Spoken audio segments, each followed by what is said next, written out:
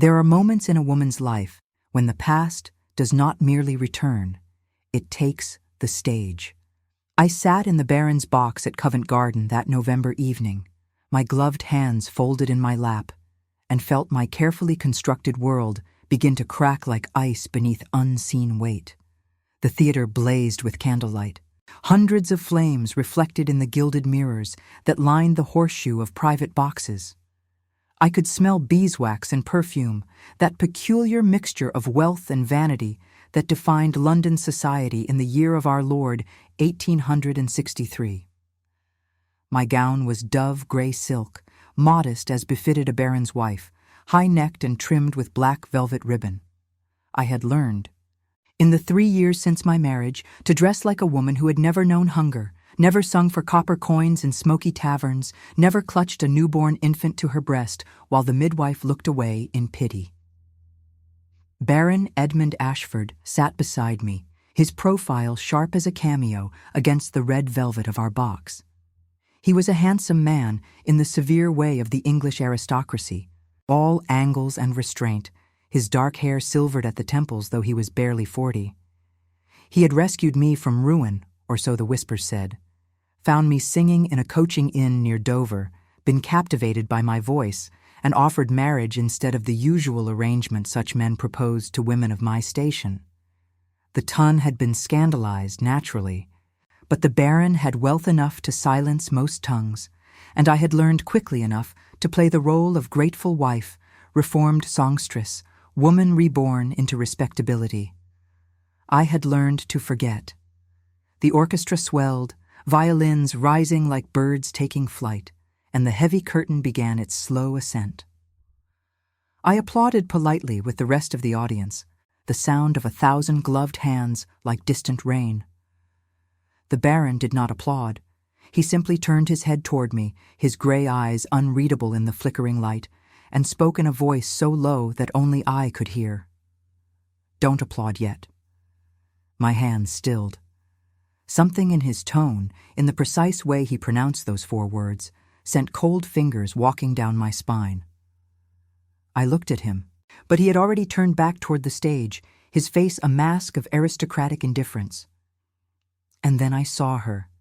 She stood center stage, a vision in white muslin, her dark hair arranged in ringlets that caught the footlights and seemed to glow with an inner fire.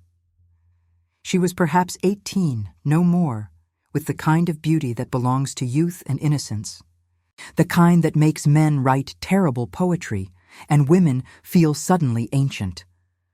But it was not her beauty that stopped my breath.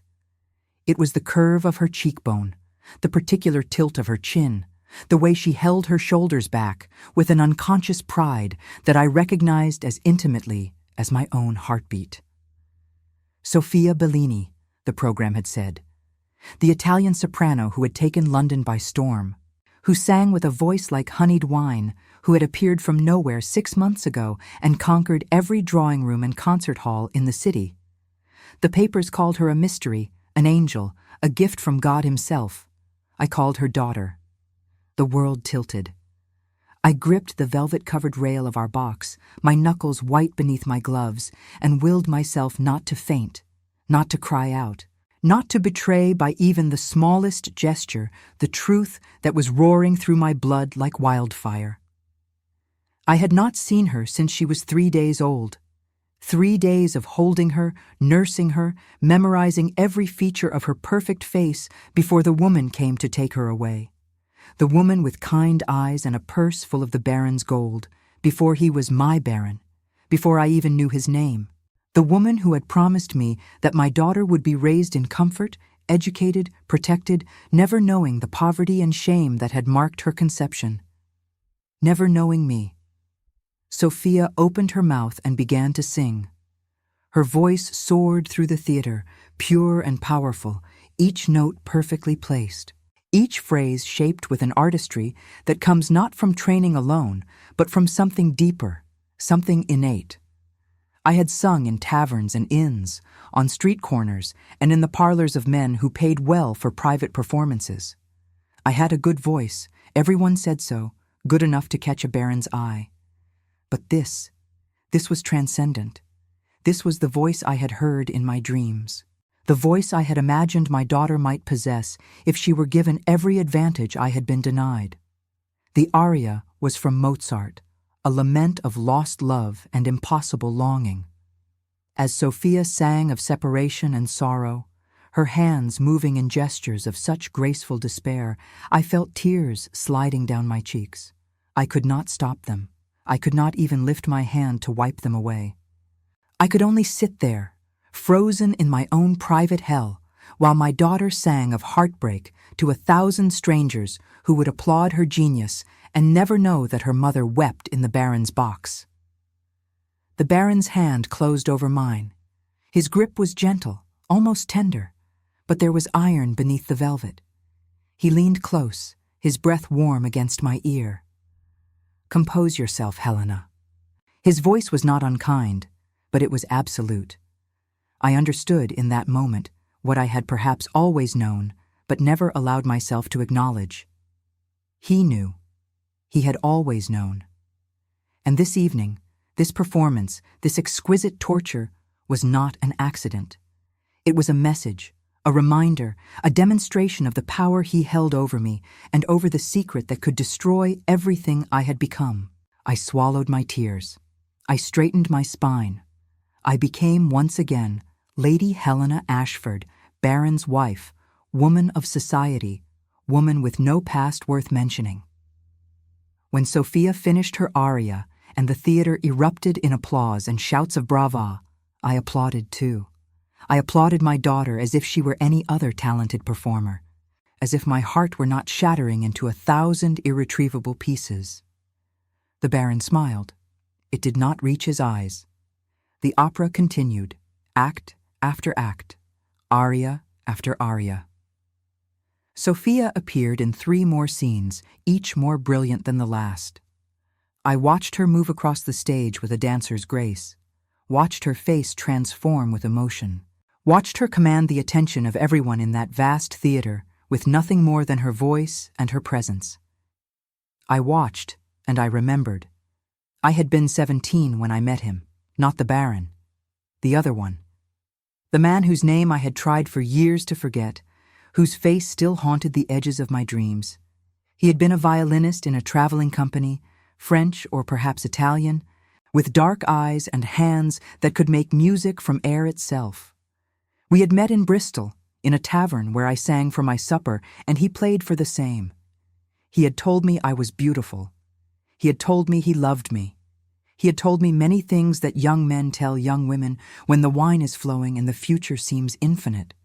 He had left before I even knew I was carrying his child. I had tried to hide my condition, tried to keep singing, tried to pretend that nothing was changing even as my body betrayed me night after night. But eventually the tavern owner's wife noticed, and then I was on the street with nothing but the clothes on my back and a terror so profound I could not even name it. I had found work when I could, washing clothes, scrubbing floors, anything that did not require me to show my face or my swelling belly. And when the time came, I had delivered my daughter in a charity hospital where the nuns looked at me with pity and judgment in equal measure. 3 days. That was all they gave me. 3 days to hold her, to nurse her, to whisper promises I knew I could not keep. And then the woman came with her kind eyes and her purse of gold, and I signed papers I could barely read, and I gave my daughter away to strangers who would raise her as their own.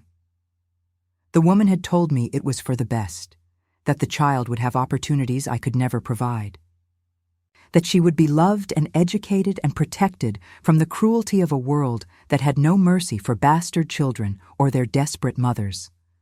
She had told me I was doing the right thing, the selfless thing, the only thing a good mother could do. I had believed her because I had no choice. Afterward, I had wandered. London, Dover, Portsmouth, singing in whatever establishment would have me, drinking enough to sleep, but never enough to forget. And then one night in Dover, in a coaching inn full of travelers and tobacco smoke, I had sung a ballad about lost love, and I had looked up to find a gentleman watching me with an expression I could not quite read. He had been dressed in black, elegant and remote, and when I finished singing, he had approached me and offered me a glass of wine. We had talked until dawn. He had asked me about my life, and I had lied with the ease of long practice, inventing a history that was sad enough to be interesting, but respectable enough to be forgivable. I told him I was the orphaned daughter of a country vicar, that I had fallen on hard times, that I sang because it was the only honest work I could find. He had listened without judgment, without the usual assumptions men made about women who sang in public houses. And when the sun rose over the harbor, he had made me an extraordinary offer: marriage. Not as a mistress, not as a kept woman, but as his wife. He said he needed a companion, someone who could grace his table and warm his bed without demanding more than he could give.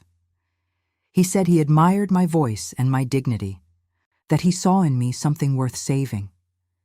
He said he would ask nothing of my past if I asked nothing of his.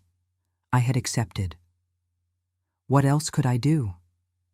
I was 23 years old, exhausted, alone, haunted by the memory of a child I would never see again.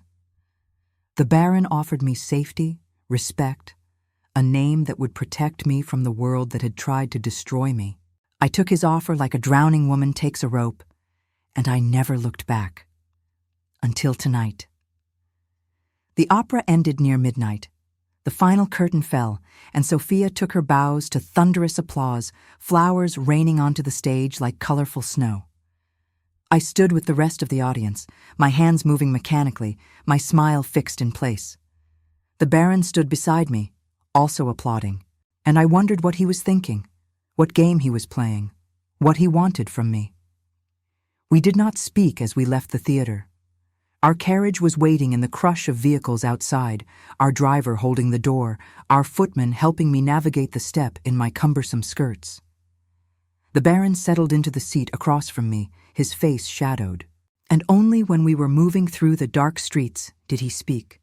She is very talented. I did not answer.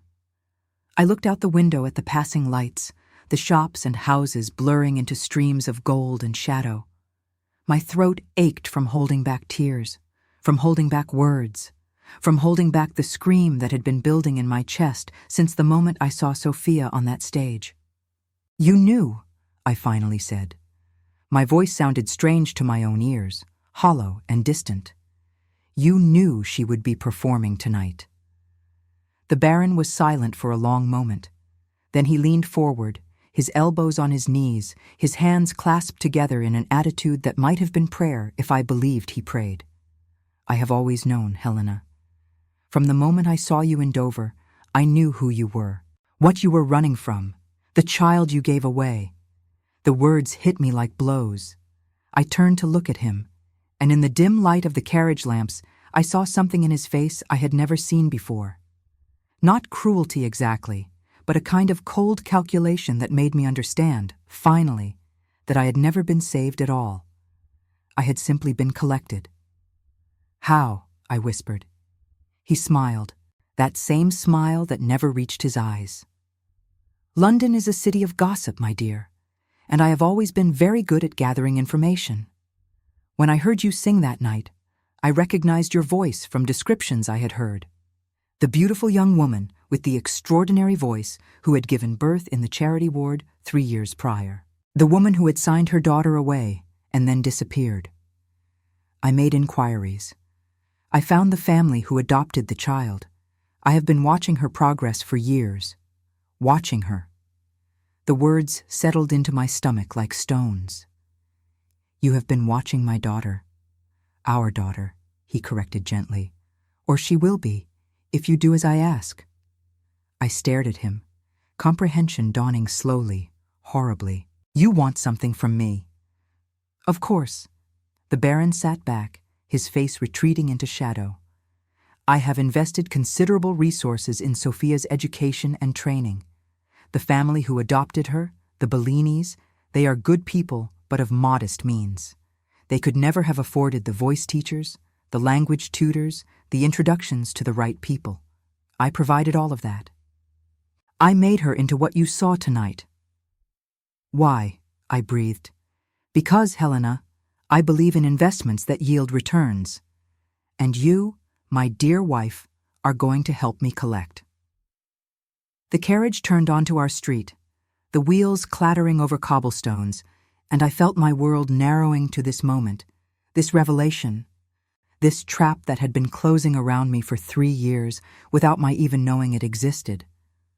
The Baron had not rescued me, he had purchased me, and now, it seemed, he intended to use me for purposes I could not yet imagine but already feared with every fiber of my being. We arrived at Ashford House, and the Baron descended from the carriage without offering me his hand. I followed, my legs unsteady, my mind racing. The house loomed before us, 4 stories of white stone and black iron, elegant and cold as a mausoleum. We entered, and the butler took our cloaks, and the Baron dismissed the servants with a gesture. "Come to my study," he said. "We have much to discuss." I followed him through the darkened halls, past the drawing room where I took tea with ladies who pretended to like me, past the music room where I no longer sang because the Baron preferred silence in his house, to the study that was his domain, his sanctuary, the room where he conducted the business that kept us in comfort and society. He poured 2 glasses of brandy and handed one to me.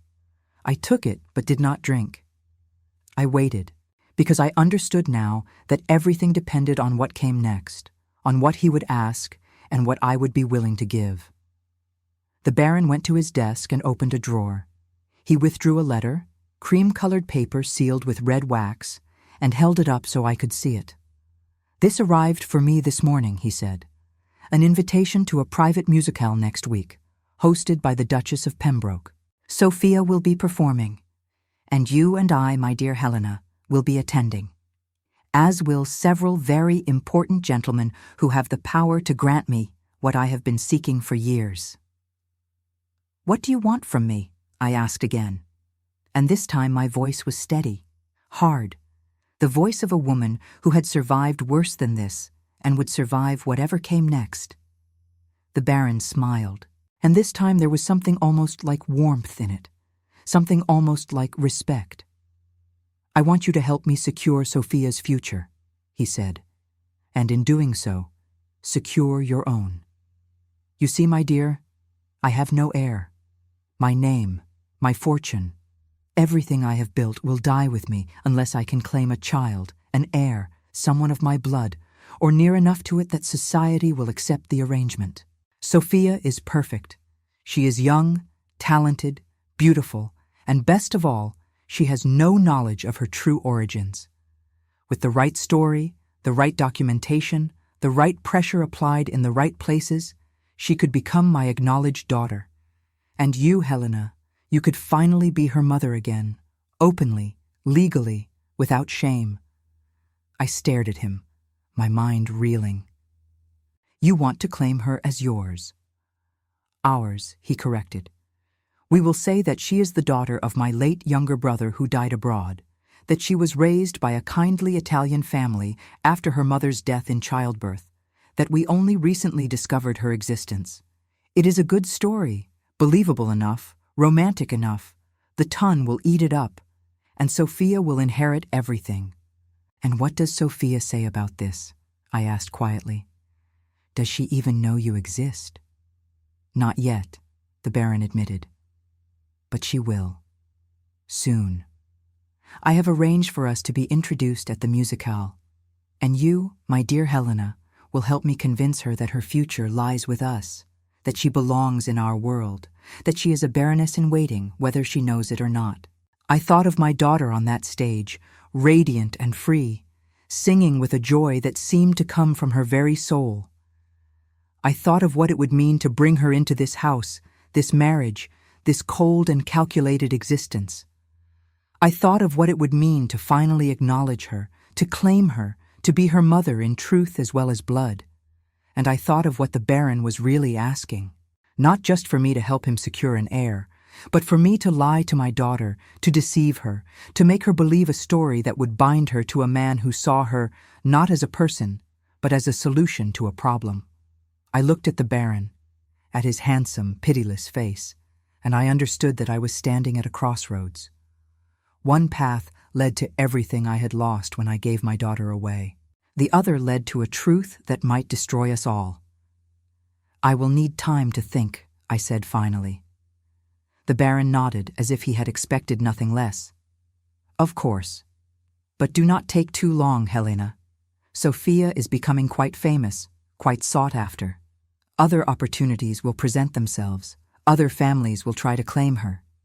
And I would hate for you to miss your chance to be a mother again, because you were too afraid to take what is being offered." He left me then, standing in his study with an untouched glass of brandy in my hand and my daughter's voice still echoing in my ears. I stood there for a long time, watching the fire burn low in the grate, feeling the weight of the past pressing down on me like a physical thing. Somewhere in London, Sophia was sleeping, dreaming perhaps of her triumph, of the applause and the flowers and the bright future that seemed to stretch before her like an endless road. She did not know that her mother had been in the audience, weeping in a private box. She did not know that her entire life had been shaped by a man she had never met, a man who now wanted to shape it further for his own purposes. She did not know that in 1 week's time, at a musicale in a duchess's drawing room, she would meet the Baron and his wife, and her life would never be the same again. I set down the brandy glass and walked to the window. London spread before me. 1,000,000 lights in the darkness, 1,000,000 lives being lived in ignorance or knowledge, in truth or deception, in love or its careful imitation. I pressed my palm against the cold glass, and I made a silent promise to the daughter I had given away and found again. I would protect her. Whatever the Baron wanted, whatever game he was playing, whatever future he had planned, I would find a way to protect her. Even if it meant destroying the fragile peace I had built. Even if it meant confronting truths I had buried so deep I sometimes forgot they existed. Even if it meant losing everything I had gained in the 3 years since I became Lady Helena Ashford. The clock in the hall chimed 1, and I turned away from the window. Tomorrow, I would wake and play the role of Baron's wife, grateful and obedient and carefully blank. But tonight, in the privacy of my own thoughts, I allowed myself to remember. I remembered the weight of her in my arms. I remembered her first cry, strong and clear and perfect. I remembered kissing her forehead and whispering goodbye and believing, with all the desperate faith of a ruined woman, that I was doing the right thing. I remembered, and I began to plan. The week that followed the opera was a study in careful pretense. I rose each morning, dressed in the gowns my maid laid out, took breakfast with the Baron in our cold dining room, and went about the business of being Lady Ashford with a precision that would have impressed an actress on any stage. But beneath the surface, beneath the silk and the smiles and the perfectly poured tea, I was a woman drowning in questions that had no safe answers. The Baron watched me. I felt his gaze at breakfast, at dinner, in the moments when we passed each other in the hallways of our cavernous house. He said nothing more about Sophia, nothing about his plans or his expectations, but the silence itself was a kind of conversation. He was waiting to see what I would do, how I would respond to the impossible choice he had laid before me. And I, in turn, was trying to understand the full dimensions of the trap I had been living in since the day I said yes to his proposal. I began to investigate, carefully, quietly, using the small freedoms available to a baron's wife, who was trusted to manage the household and maintain the social calendar. I spoke to our butler, Graves, a man who had been with the Baron for 20 years and knew more about his master's business than perhaps even I did. I asked casual questions about the Baron's investments, his associates, his trips abroad. Graves answered with the discretion of a lifelong servant, but there were things he could not hide. The Baron traveled frequently to Italy. He corresponded with someone named Bellini in Florence. He had made substantial payments to a music academy in Milan over the past 15 years. 15 years. I did arithmetic in my head and felt sick. Sophia was 18 now. The Baron had been involved in her life since she was 3 years old, perhaps even younger. long before he met me, long before he offered me salvation in that Dover coaching inn. He had found my daughter first, and then he had found me. Why? What did he want that required both of us?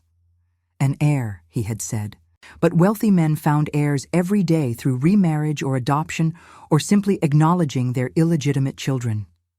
There was something else here, some design I could not yet see, and the not knowing terrified me more than any truth could have.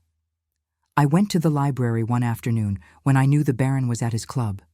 The room smelled of leather and tobacco, masculine and forbidding, and I felt like an intruder among the law books and estate ledgers that lined the walls.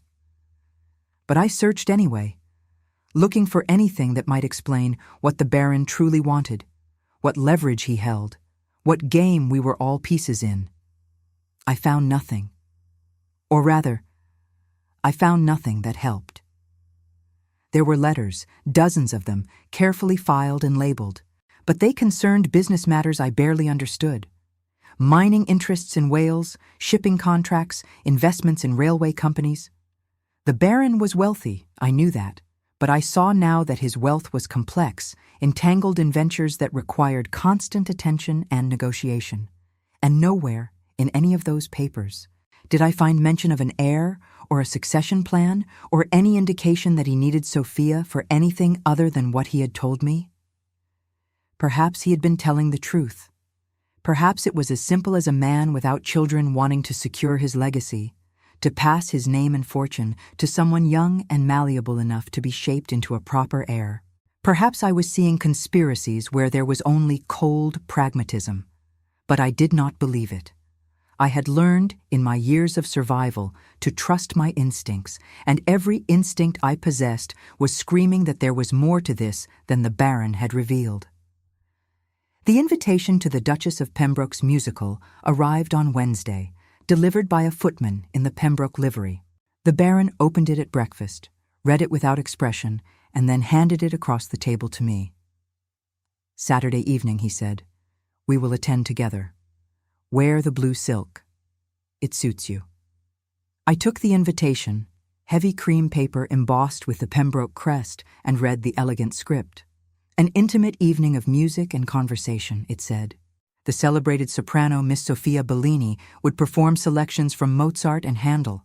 Refreshments would be served. The company would be select. That meant powerful men, influential families, the people who made decisions that shaped empires and destroyed reputations with equal ease. The Baron wanted me to meet Sophia in front of witnesses, in a setting where every word and gesture would be observed and remembered. Whatever happened at this musicale would become part of the story he was constructing, the narrative that would transform an Italian orphan into an English heiress. I looked up at him. "What do you expect me to do?" The Baron buttered his toast with careful precision. "Be yourself, Helena. Be the gracious, cultured woman I married. Admire Miss Bellini's talent. Express appropriate interest in her background. And when the moment is right, when I introduce the possibility that she might be family, you will not contradict me. You will support the story. You will help her believe. And if I refuse, then you will lose her forever." The Baron's voice was mild, conversational, as if we were discussing the weather rather than my daughter's future. "Miss Bellini is 18, ambitious, and alone in the world, except for the Bellinis, who love her but cannot give her the life she deserves. If I do not claim her, someone else will. Perhaps a man who will marry her for her voice and her beauty, use her until she fades, and then discard her. Perhaps a theatrical manager who will work her until her voice breaks and her youth is gone. Or perhaps she will simply burn too bright too fast and destroy herself the way so many talented young women do in this city. Is that what you want for her?" I hated him in that moment, hated him with a purity of feeling I had not known I was capable of. Because he was right, and he knew he was right, and he knew that I knew it. Sophia was vulnerable in ways she did not understand, protected only by her talent and her innocence, both of which could be stolen from her by men with far less conscience than the Baron. At least with him, she would have wealth, position, protection. At least with him, I would be there, able to watch over her, able to warn her if necessary, able to be some version of a mother, even if she never knew the truth. I will do as you ask, I said quietly, but I have conditions. The Baron raised an eyebrow. You are not in a position to make conditions, my dear. Nevertheless, I continued, meeting his gaze, I will make them. First, you will tell me everything. Why you sought me out, why you have been orchestrating Sophia's life, what you truly want from this arrangement. No more secrets, no more surprises. If I am to be your accomplice, I will know exactly what I am accomplice to. The Baron considered this, his gray eyes steady on mine. And your second condition? Sophia must have a choice. I kept my voice level, reasonable, though my heart was pounding. You will present your story, your offer, your vision of her future, but you will not force her. You will not threaten her, or manipulate her, or take away her ability to refuse. If she does not want to be your daughter, you will let her go. A long silence filled the breakfast room. Outside, I could hear the sounds of London waking, carriages clattering past, street vendors calling their wares, the endless motion of a city that cared nothing for the small dramas unfolding in its elegant houses. The Baron set down his knife, folded his hands, and looked at me with something that might have been approval or might have been pity. Agreed, he said. I will tell you everything before Saturday. And Sophia will have a choice. But Helena, you should know this. I am offering her everything most young women dream of. Security, status, a fortune that will allow her to sing or not sing as she pleases, to marry or not marry as she chooses, to live a life of freedom that few women ever know. Why would she refuse? Because, I said softly, some of us value truth more than comfort. Some of us would rather struggle honestly than prosper on lies. The Baron smiled. That cold, knowing smile. You did not refuse me, Helena. You were honest about neither your past nor your principles. You took what I offered and asked no questions. Do not pretend to a nobility you do not possess. He was right, of course. I had no high ground to stand on, no moral authority to invoke. I had made my choices, shameful and desperate as they were, and I was living with the consequences. But I could still hope that my daughter was better than I had been, braver than I had been, capable of choosing truth even when lies would be so much easier. That evening, the Baron kept his promise. He summoned me to his study after dinner, and there, with the fire crackling and the gas lamps hissing, he told me everything. He had been investigating a business rival, he said, a man who had crossed him in some complicated financial matter I barely understood. In the course of that investigation, he had learned about a young woman in Florence, an orphan with an extraordinary voice who was being trained by a music teacher of some renown. The teacher, Signor Bellini, had mentioned in correspondence with the rival that the child had been adopted from England, from London specifically, and that her mother had been a singer. The Baron had been curious. He made inquiries. He discovered that the adoption had been arranged through a charity that facilitated such placements, that the mother had been young and destitute, that she had given the child up 3 days after birth. He obtained descriptions. A beautiful young woman with auburn hair and green eyes, a voice that could make men weep. And then, years later, he had heard me sing in Dover and recognized me from those descriptions. Why did you marry me? I asked. You could have simply approached Sophia directly. Why involve me at all? Because, the Baron said, leaning back in his chair, I am not a fool, Helena. An Italian orphan with no connections, no family, no history beyond what the Bellinis could provide, that is suspicious. That invites questions. But an Italian orphan who turns out to be the lost daughter of an English nobleman, raised abroad after tragedy, now reunited with family, that is a story people can believe. That is a story the College of Arms will accept when I petition for her to be granted armorial bearings. That is a story that will secure her place in society and mine in the succession of power that matters in this country. You needed a wife to make the story work, I said slowly. A respectable English wife with a plausible connection to Sophia. Exactly. And you, my dear, were perfect. A singer, like Sophia. Beautiful, like Sophia. Young enough to have had a child at the right time, and desperate enough not to ask too many questions. I felt cold spreading through my chest. You have been planning this for years, before you even met me. The Baron inclined his head. I am a patient man, Helena. I invest in futures, not present moments. Sophia was 3 years old when I first learned of her existence. I have been watching her, guiding her education, ensuring she became everything she could be. And when she was old enough, when the time was right, I found you, the final piece. What happens after Saturday? I asked. If Sophia agrees, if she accepts your story, what then? Then we petition the courts for a formal acknowledgement of her status as my niece, the daughter of my late brother who died in Italy. We create documents, certificates, witnesses if necessary. It is not difficult when one has money and influence.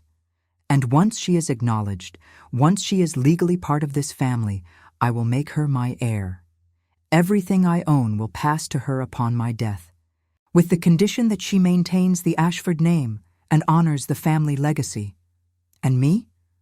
Where do I fit in this future you have planned? The Baron looked at me for a long moment. You will be her stepmother, officially.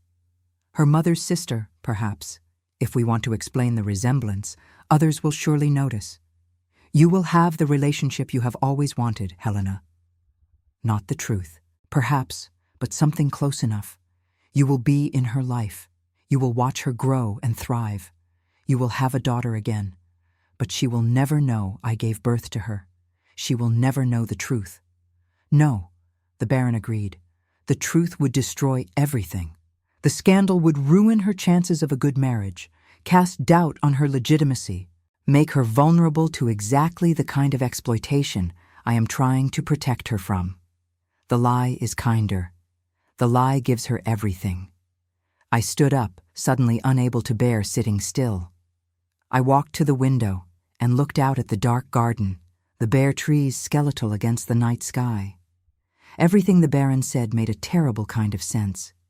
He was offering my daughter a future, and offering me a place in it, and all it would cost was the truth that could destroy us all. But there was still something wrong, something missing. I could feel it like a splinter under skin, small but impossible to ignore. What does Sophia want? I asked without turning around. Have you considered that she might already have dreams, plans, ambitions that do not include becoming a baroness?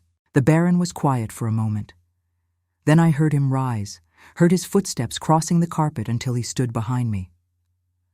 Sophia wants what all young women want, he said softly.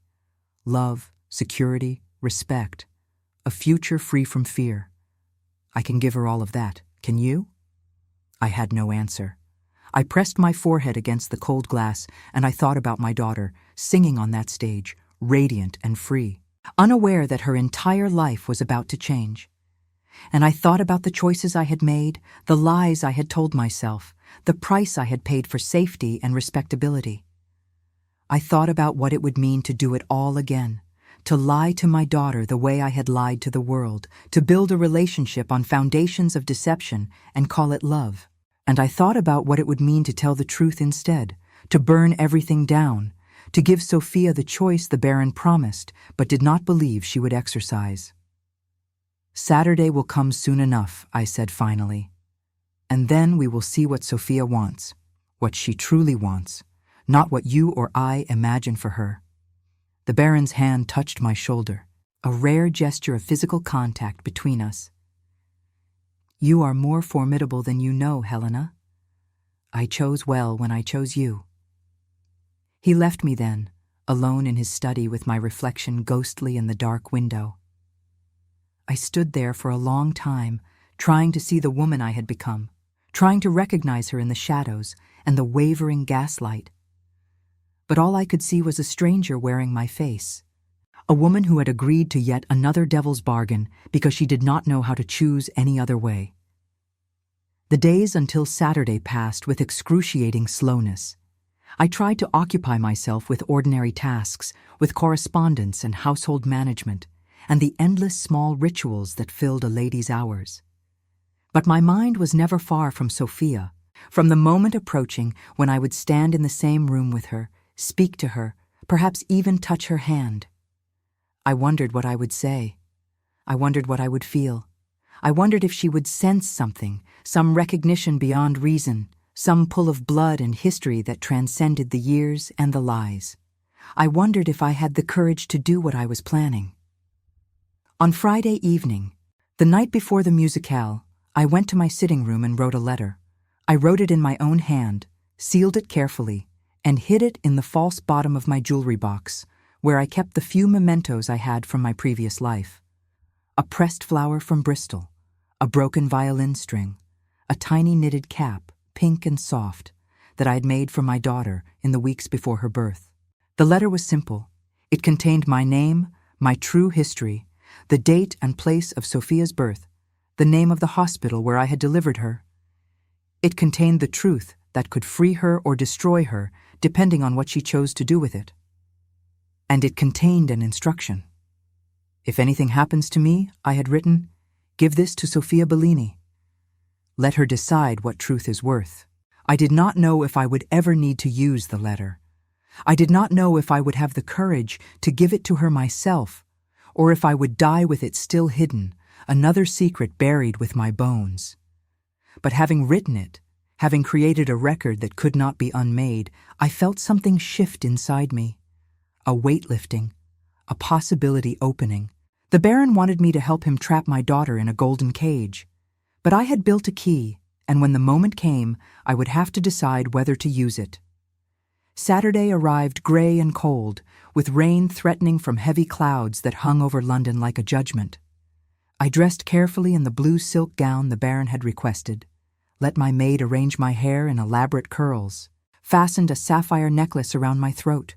The woman in the mirror looked every inch a baroness, elegant and composed and utterly untouchable. Inside, I was 17 again, terrified and alone, holding my daughter for the first time and knowing even then that I would lose her. The Baron met me in the entrance hall.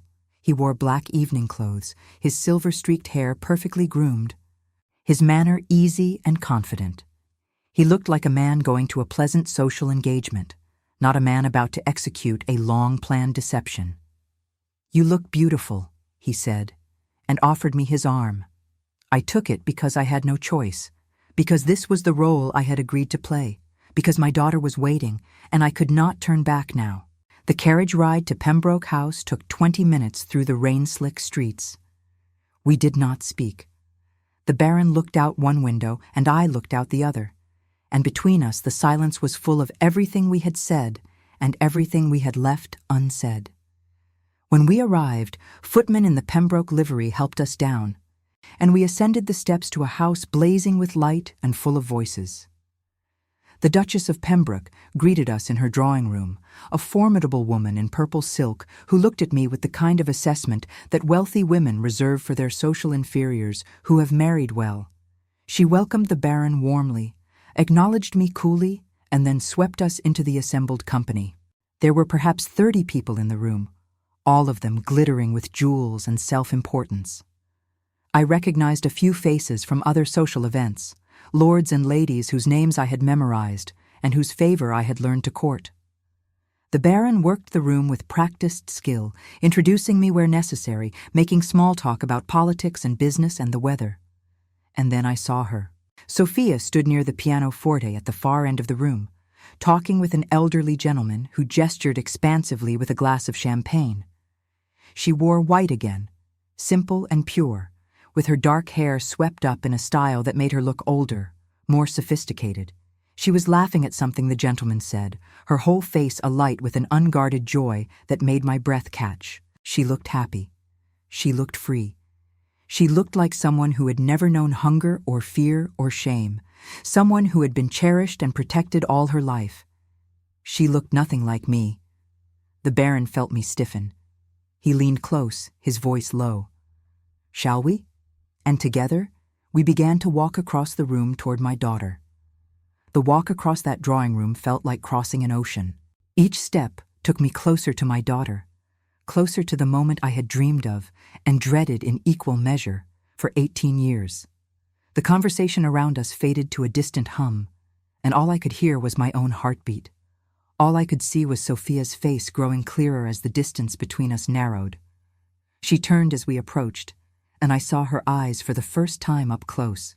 They were brown, darker than mine, with gold flecks that caught the candlelight.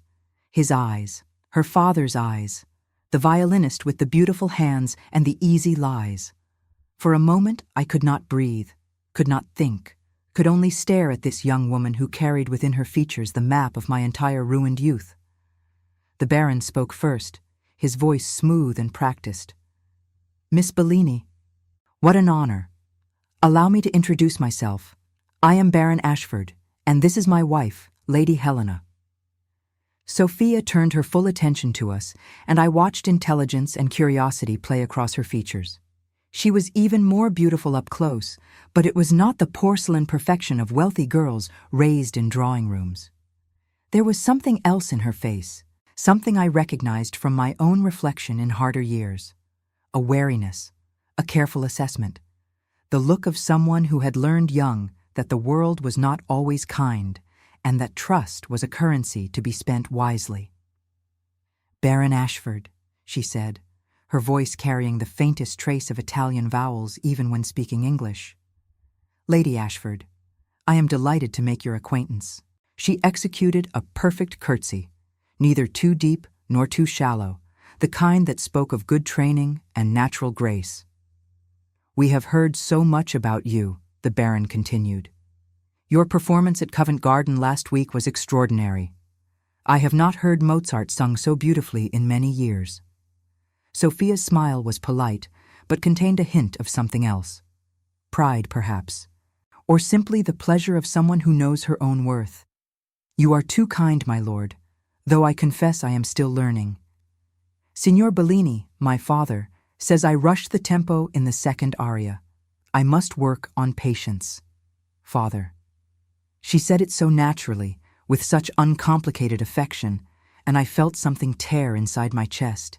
The Bellinis had given her more than I ever could have.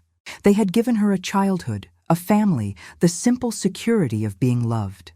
And now the Baron wanted to take that away, to replace it with a grander lie that would make her his property as surely as it had made me his possession. I realized I had not yet spoken, that I was simply standing there staring at her like a madwoman. The Baron glanced at me, a warning in his eyes, and I forced myself to find words. "It is a pleasure to meet you, Miss Bellini." My voice sounded strange to my own ears, too high, too tight. I noticed your phrasing in the final cadenza. It was quite remarkable. Most singers take the traditional ornamentation, but you added something uniquely your own. Sophia looked at me with new interest. "You have a musician's ear, Lady Ashford. Do you sing?" "I used to," I said, and then stopped, unsure how much truth was safe to speak. "A little. Not professionally. Just for my own pleasure." The Baron's hand found my elbow, a gentle pressure that could have been affection to anyone watching but felt like a leash. "My wife is too modest. She has a lovely voice, though she rarely shares it these days. Perhaps you might inspire her to sing again, Miss Bellini." Sophia's smile was warm, genuine. I would be honored. There is nothing sadder than a beautiful voice gone silent. The words hit me like a blow. She had no idea how much she was describing, how perfectly she had captured the last 18 years of my life. A beautiful voice gone silent, a mother reduced to silence, a woman who had learned that survival meant never singing the songs that told the truth. Before I could respond, an older woman appeared at Sophia's elbow. She was perhaps 50, dressed in respectable but unfashionable black, with kind eyes and work-worn hands. Sophia turned to her with obvious affection. "Mama, May I present Baron Ashford and Lady Ashford? My lord, my lady, this is Signora Bellini, who has been mother to me since I was an infant. I looked at this woman, this stranger who had raised my daughter, who had been there for first words and first steps and all the moments I had missed. She regarded me with polite interest, and I wondered if she saw anything in my face, if some maternal instinct told her that I was the woman who had given birth to the child she had raised as her own. Signora Bellini, the Baron said, inclining his head, you have my deepest admiration. To have raised such a talented and accomplished young woman, it is a testament to your devotion and skill. The Signora's English was heavily accented but clear. You are gracious, my lord, but Sophia, she is gift from God. We only give her love and music. The rest she does herself. Sophia squeezed her mother's hand, and I saw the bond between them, real and deep and utterly unfeigned. Whatever the Baron thought he could offer my daughter, whatever lies he planned to tell, he would be fighting against this, against real love, real history, real belonging. I wondered if he understood that. I wondered if he cared. The Duchess of Pembroke clapped her hands then, calling for attention. Ladies and gentlemen, if you would find your seats, Miss Bellini has graciously agreed to perform for us this evening. The company moved toward the chairs arranged in neat rows facing the pianoforte. The Baron guided me to seats in the second row, close enough to see every expression on Sophia's face, but not so prominent as to draw attention. As we settled, I watched Sophia confer with the pianist, a thin young man with ink-stained fingers who looked at her with undisguised adoration. She is very popular, the Baron murmured in my ear. I have heard she receives at least a dozen proposals a week. Marriage proposals, I mean, though I suspect other offers as well. She refuses them all. Signora Bellini tells me Sophia says she will not marry until she finds a love equal to what her parents share. My throat tightened. And the Bellinis? What do they think of your plan to take her from them? The Baron's expression did not change. They think Sophia deserves better than they can provide. They are not fools, Helena. They know that a girl raised above a music shop in Florence, however talented, has limited prospects. When I offer to acknowledge her as family, to give her wealth and position, they will not stand in her way. They love her too much to deny her such an opportunity, even if it means losing her. Even then. The Baron's voice was quiet, almost gentle. That is what parents do, Helena. They sacrifice their own happiness for their children's future. Surely you understand that better than anyone. I wanted to strike him. I wanted to scream that sacrifice meant letting go, not manipulating, not lying, not trapping your child in a cage, however gilded. But Sophia was standing now, moving to position beside the pianoforte, and the room fell silent. She looked out at the assembled company, her gaze moving across the faces before her, and for one brief moment her eyes met mine. I felt that gaze like a physical touch, searching, curious, as if she sensed something familiar in my face but could not quite place it. Then she smiled and turned to nod at the pianist and began to sing. The song was Handel, a lament from an oratorio I had heard once long ago. It told the story of a mother mourning her lost child, crying out to heaven for mercy and reunion. Sophia sang it with such feeling, such understanding of grief, that I wondered what she knew of loss, this girl who had been loved and protected all her life.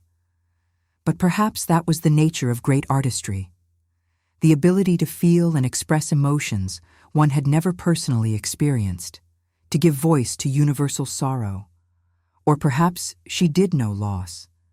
Perhaps somewhere deep inside, in places she could not name or explain, she felt the absence of the mother who had given her away. Perhaps all adopted children carried that wound, however well hidden, however carefully healed over by love and time. I would never know. That was the price of the choice I had made 18 years ago. I had given up the right to know my daughter's heart, to understand her pain, to be the one she turned to when she needed comfort. I had given all of that to Signora Bellini, that good woman in her unfashionable dress, and I could not take it back no matter how much the Baron thought he could rearrange the world to suit his purposes. The song ended. The applause was enthusiastic, and I joined it mechanically, my hands moving of their own accord while my mind remained fixed on Sophia's face. On the way, she smiled and bowed and gestured to the pianist to acknowledge his contribution. She was gracious, well-mannered, utterly charming. The Baron had been right about one thing. She would fit seamlessly into society if given the chance. She had the beauty, the talent, the natural elegance that would make her welcome in any drawing room in London. But did she want that? Did she want to leave behind the parents who loved her, the simple life she knew, the freedom to sing as she pleased without the weight of aristocratic expectation? The Baron assumed she would choose wealth and position, but I was not so certain. I had made that choice, yes, but I had been desperate and alone and carrying shame like a stone around my neck. Sophia was none of those things. She sang 3 more songs, each more beautiful than the last. Between each piece, I watched her interact with the audience, saw how she navigated the attention with a combination of confidence and caution. She accepted compliments with grace, but did not invite intimacy. She was friendly but not familiar. She understood, I realized, the precariousness of her position. A singer, even a celebrated one, was not quite respectable. She existed in a liminal space between servant and guest, entertainer and equal, and she had learned to move through that space with care. When the performance ended, the Duchess announced that refreshments would be served in the adjoining room. The company rose and began to move, conversations resuming, the spell of music broken by the practical concerns of wine and cake and gossip. The Baron stood and offered me his hand. "Now," he said quietly, "we begin." He led me through the crowd to where Sophia stood accepting congratulations. The Signora was beside her, and I saw how she watched over her daughter, protective but not possessive, proud but not ambitious. When the Baron approached, both women turned to us with polite smiles.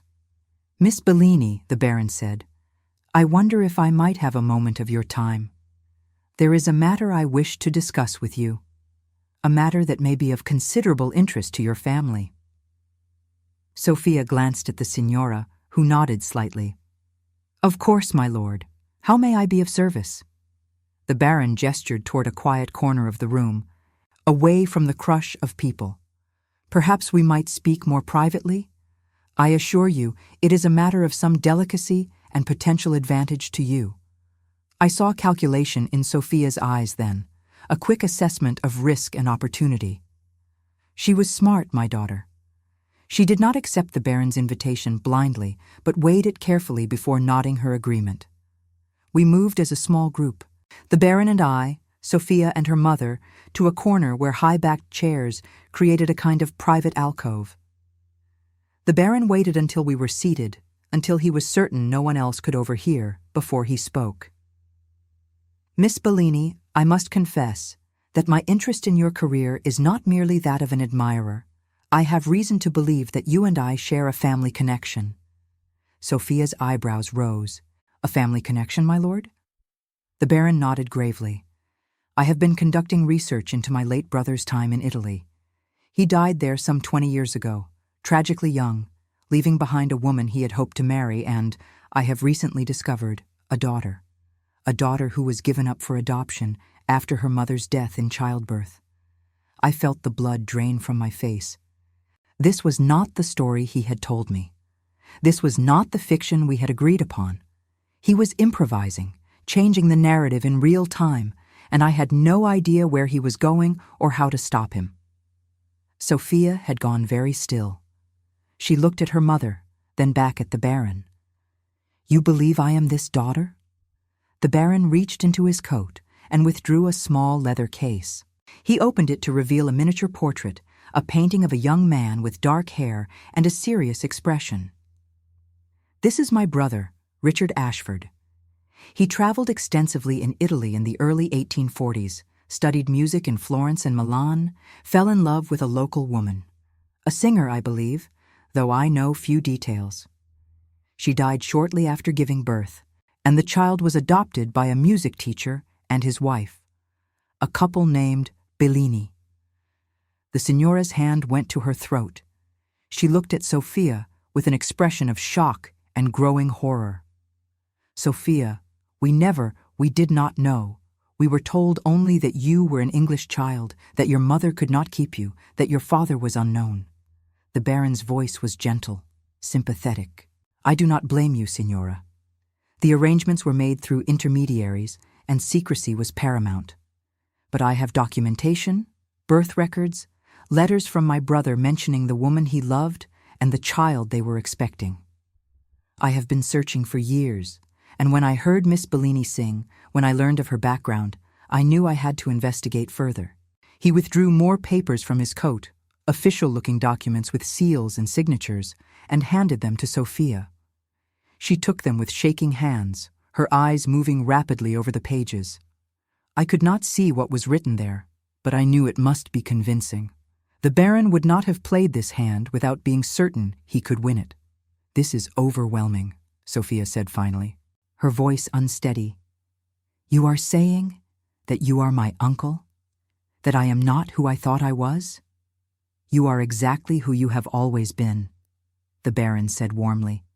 The Bellinis raised you with love and devotion, gave you everything that matters. But you are also the daughter of Richard Ashford, which makes you my niece and the last surviving member of my immediate family. I have no children. Miss Bellini, I have no heirs. If what I believe is true, if these documents are accurate, then you are the rightful inheritor of the Ashford name and fortune. I could see Sophia struggling to process this, to make sense of a revelation that had just upended her entire understanding of herself. She looked at the Signora, who had tears streaming down her face, then at me. For a long moment, she simply stared at me, and I saw confusion in her expression, a question she did not quite know how to ask. Lady Ashford, she said slowly, do you believe this? Do you believe I am your husband's niece? Every instinct I possessed screamed at me to tell the truth, to expose the Baron's lies, to save my daughter from this trap. But I looked at the Baron, at the warning in his eyes, at the power he held over both of us. And I looked at Sophia, at the hope and fear warring in her face, at the future hanging in the balance. I believed the Baron's story about his brother, I said carefully, choosing each word like stepping stones across a dangerous river. I believe he loved a woman in Italy. I believe that woman bore his child. Whether you are that child, Miss Bellini, I cannot say with certainty. But I know my husband is an honorable man. He would not make such a claim without being reasonably certain of the facts.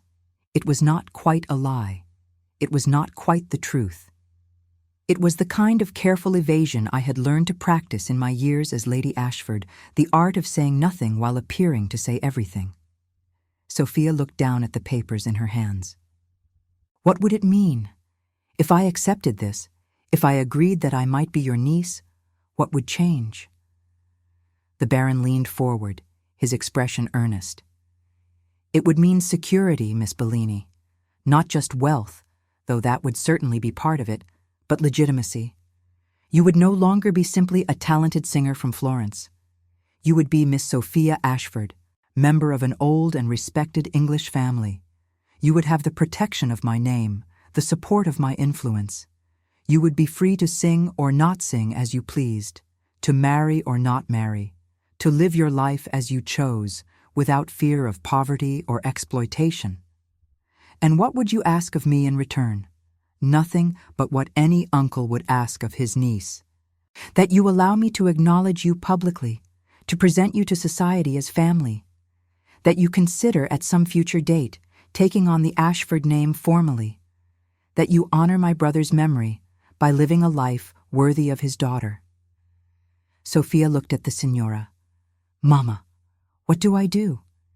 The older woman took her daughter's hands, tears still flowing freely. Cara mia, I cannot tell you what to choose. We love you, your papa and I. We will always love you. But this man, He offers you things we never can. A family of blood, not just of heart. A future without struggle. I want you to have everything, Sophia. Everything you deserve. I wanted to scream.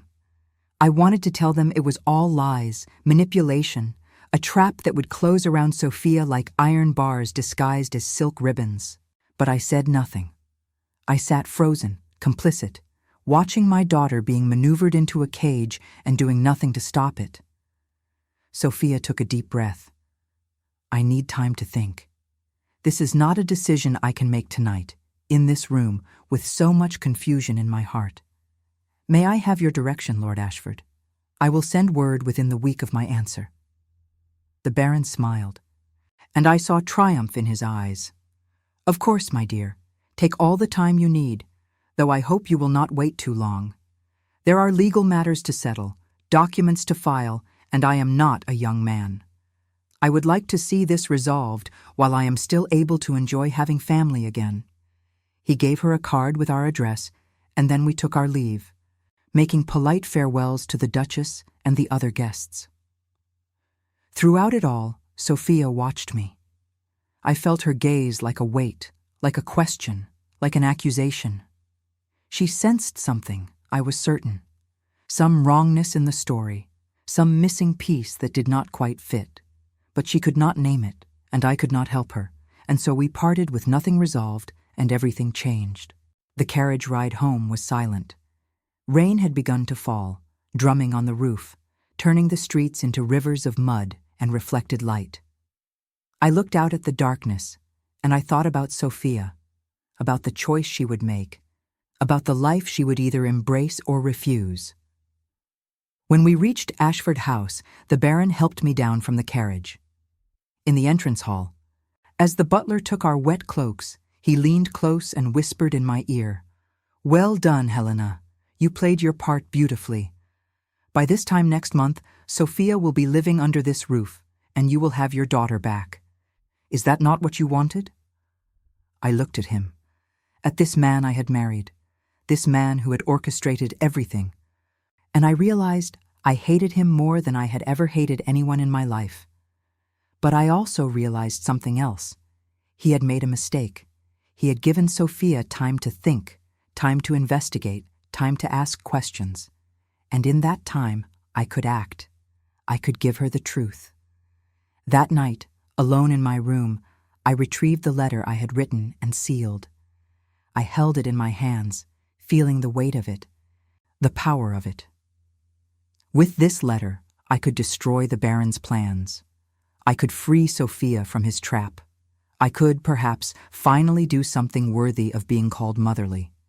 But if I gave her this letter, if I told her the truth, what would happen? The Baron would be furious. My position would be destroyed. The scandal would be enormous, ruinous for everyone involved. Sophia would learn that her entire life was built on lies, that the Bellinis had been deceived, that the mother who gave her away was sitting in drawing rooms, pretending to be someone else. Would that truth free her or destroy her? I did not know. I could not know. I put the letter back in its hiding place. Not yet. Not until I understood more about what Sophia wanted, about who she was beneath the talent and the beauty and the careful manners. I needed to see her again, to talk to her alone, to understand what choice she would make if she knew everything. But I would be ready. When the moment came, when the decision could no longer be avoided, I would give my daughter the one thing the Baron had never given me, the truth and the freedom to choose what to do with it. 3 days passed. I heard nothing from Sophia, and I began to wonder if she had decided against the Baron's offer, if the wrongness she sensed had been enough to make her cautious. But on the 4th day, a letter arrived. It was addressed to the Baron, but he read it aloud to me over breakfast. It was from Sophia.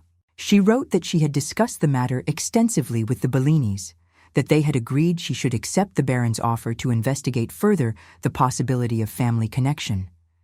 She would be honored, she wrote, to call upon us at Ashford House at our earliest convenience, so that we might come to know one another better, and she might learn more about the Ashford family and her possible place in it. The Baron looked up from the letter, satisfaction evident in every line of his face.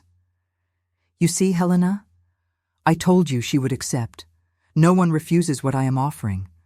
But she has not accepted yet," I said quietly. "She wants to investigate. She wants to know us better. That is not the same as agreement. It is the beginning of agreement," the Baron countered. "The first step. And now you must play your part in earnest, my dear. You must be the warm and welcoming stepmother, the woman who makes her feel that she belongs here, that this house could be her home. Can you do that?" I met his gaze. "I can do whatever is necessary," I said. And I meant it. But what was necessary was no longer what the Baron thought. What was necessary was giving Sophia every opportunity to see the truth, to understand what she was being offered and what she would lose by accepting it. What was necessary was letting my daughter choose her own fate, even if that choice broke my heart all over again. The Baron named a date for Sophia's visit. 1 week hence, on a Friday afternoon.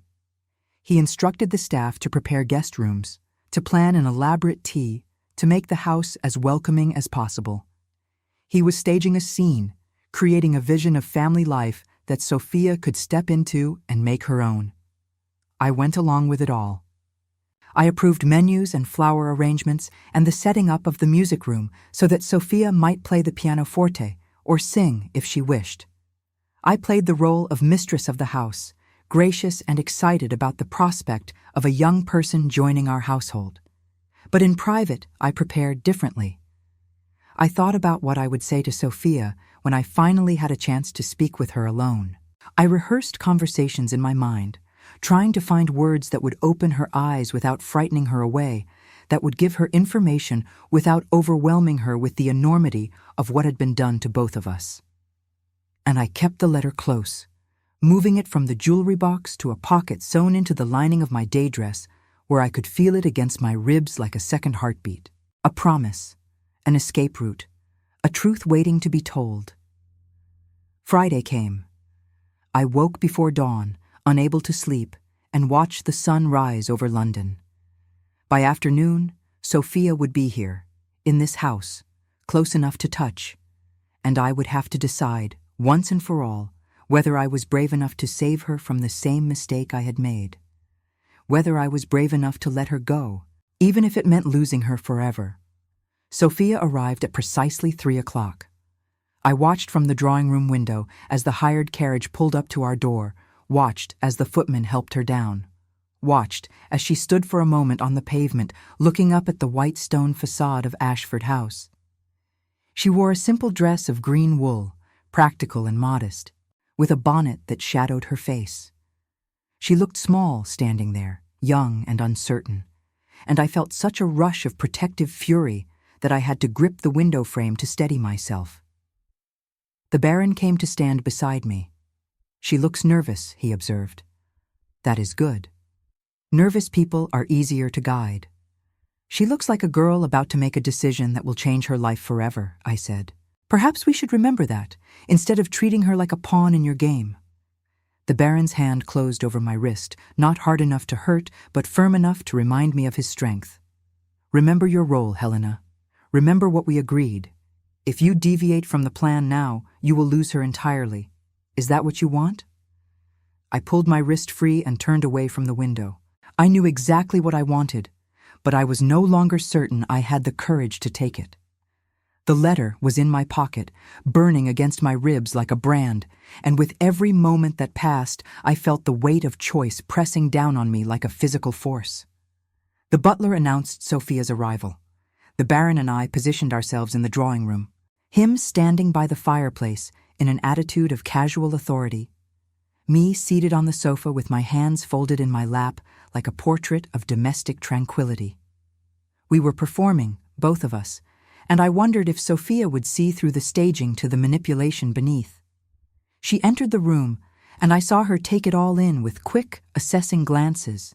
The mahogany furniture, the Turkish carpets, the paintings of Ashford ancestors on the walls, the silver tea service gleaming on the sideboard, the fresh flowers arranged in crystal vases. Everything was designed to impress, to seduce, to say without words that this could be hers, if she only said yes to what the Baron offered. "Miss Bellini," the Baron greeted her warmly, crossing the room to take her hand. "Welcome to Ashford House. I cannot tell you how much this visit means to me, to us both." Sophia curtsied, her manners perfect, but I saw wariness in her eyes. "Thank you for receiving me, Lord Ashford. Lady Ashford. I confess I have thought of little else since our conversation at the musicale." "Please sit," I said, gesturing to the chair opposite the sofa. "You must be tired from your journey. Would you care for tea?" "That would be lovely, thank you." I rang for the maid, and we made small talk while the tea was prepared and served. The weather, the state of the roads, a new exhibition at the Royal Academy that Sophia had attended. Safe topics, neutral ground, while we all circled around the real reason she was here. I poured tea with steady hands, offered cream and sugar, played the hostess with practiced ease. But all the while I was watching Sophia, searching her face for signs of what she was thinking, what she had decided, what she suspected.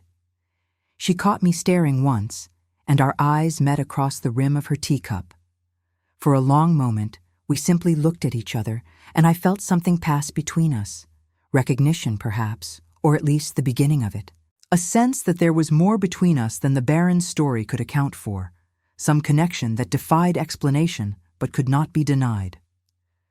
The Baron broke the spell by standing and going to his desk. He withdrew a folder of documents, the same papers he had shown Sophia at the musicale, plus others he had apparently prepared in the intervening days. He brought them to her with the reverence of someone presenting holy relics. "I have been conducting further research," he said, resuming his seat. "I have found additional documentation that I believe confirms beyond doubt that you are my brother's daughter. Birth records from Florence, correspondence between my brother and the woman he loved, even a baptismal certificate that names him as your father, though he used an assumed name to protect the woman's reputation." Sophia took the papers with trembling hands. "May I ask," she said quietly, "what was my mother's name? If she truly was the woman your brother loved, surely you must have discovered her identity." The Baron hesitated, and I saw him calculating, deciding how much truth to weave into his web of lies. "Her name was Angelina," he said finally, "Angelina Rossini. She was a singer in Florence, much admired for her voice and her beauty. My brother wrote of her often in his letters. He called her his angel, his salvation."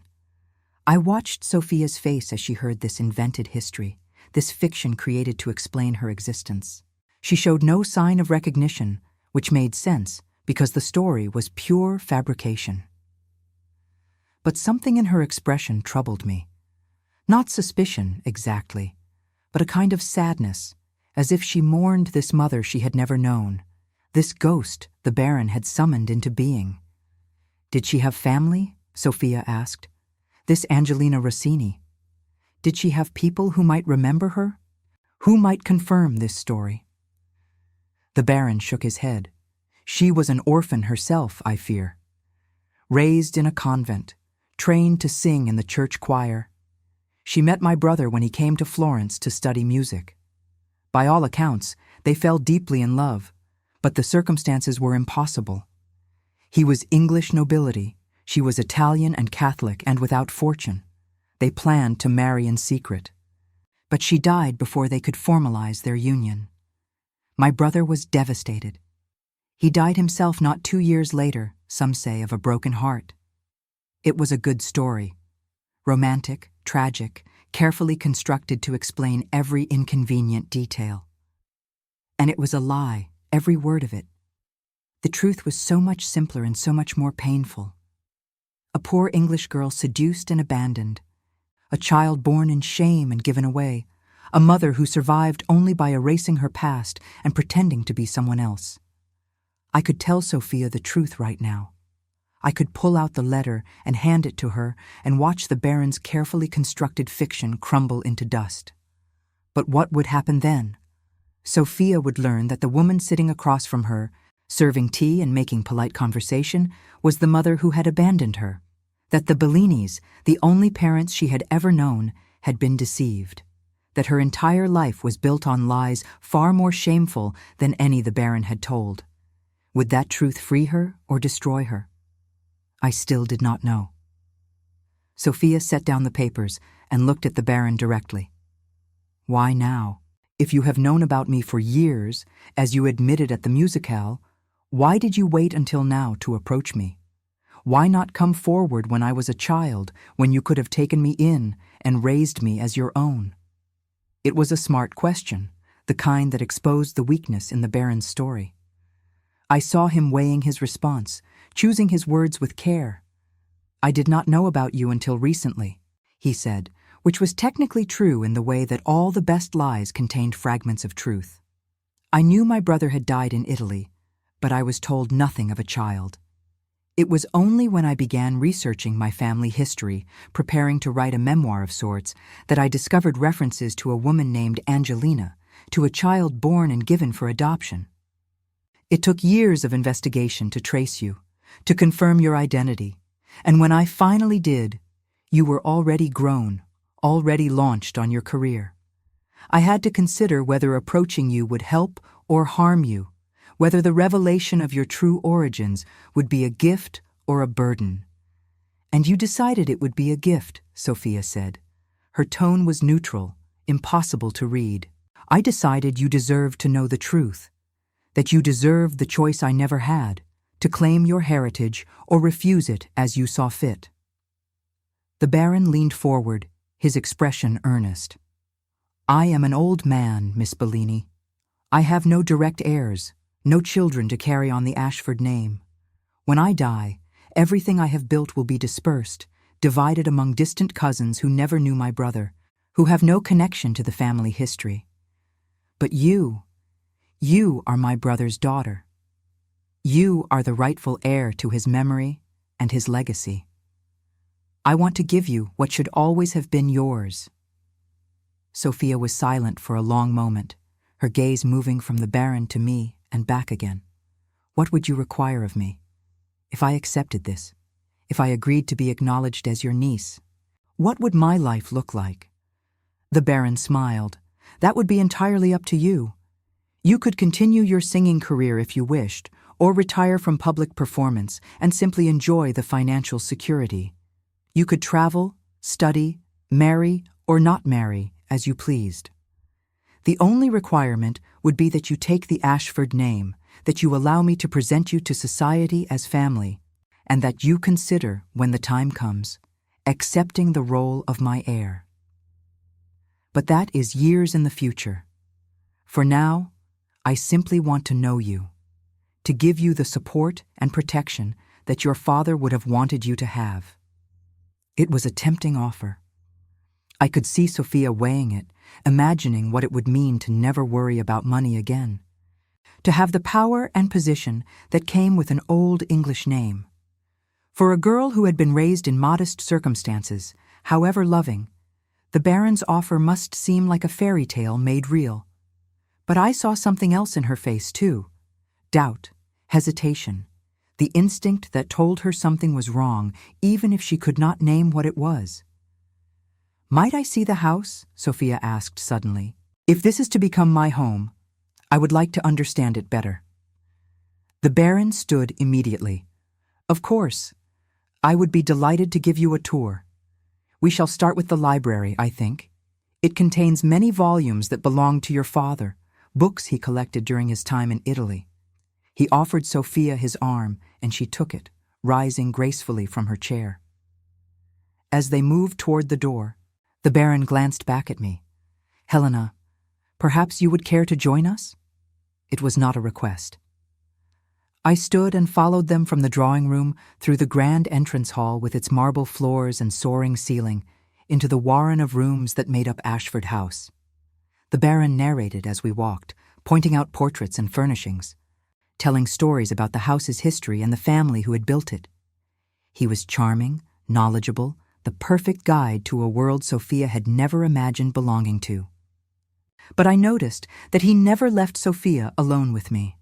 He stayed between us always, controlling the conversation, shaping the narrative, ensuring that nothing was said that he had not approved. And I realized that he did not trust me, that for all his talk of partnership and shared purpose, he knew I was the weak point in his plan. He knew I might tell Sophia the truth if given the chance. He was right to be cautious.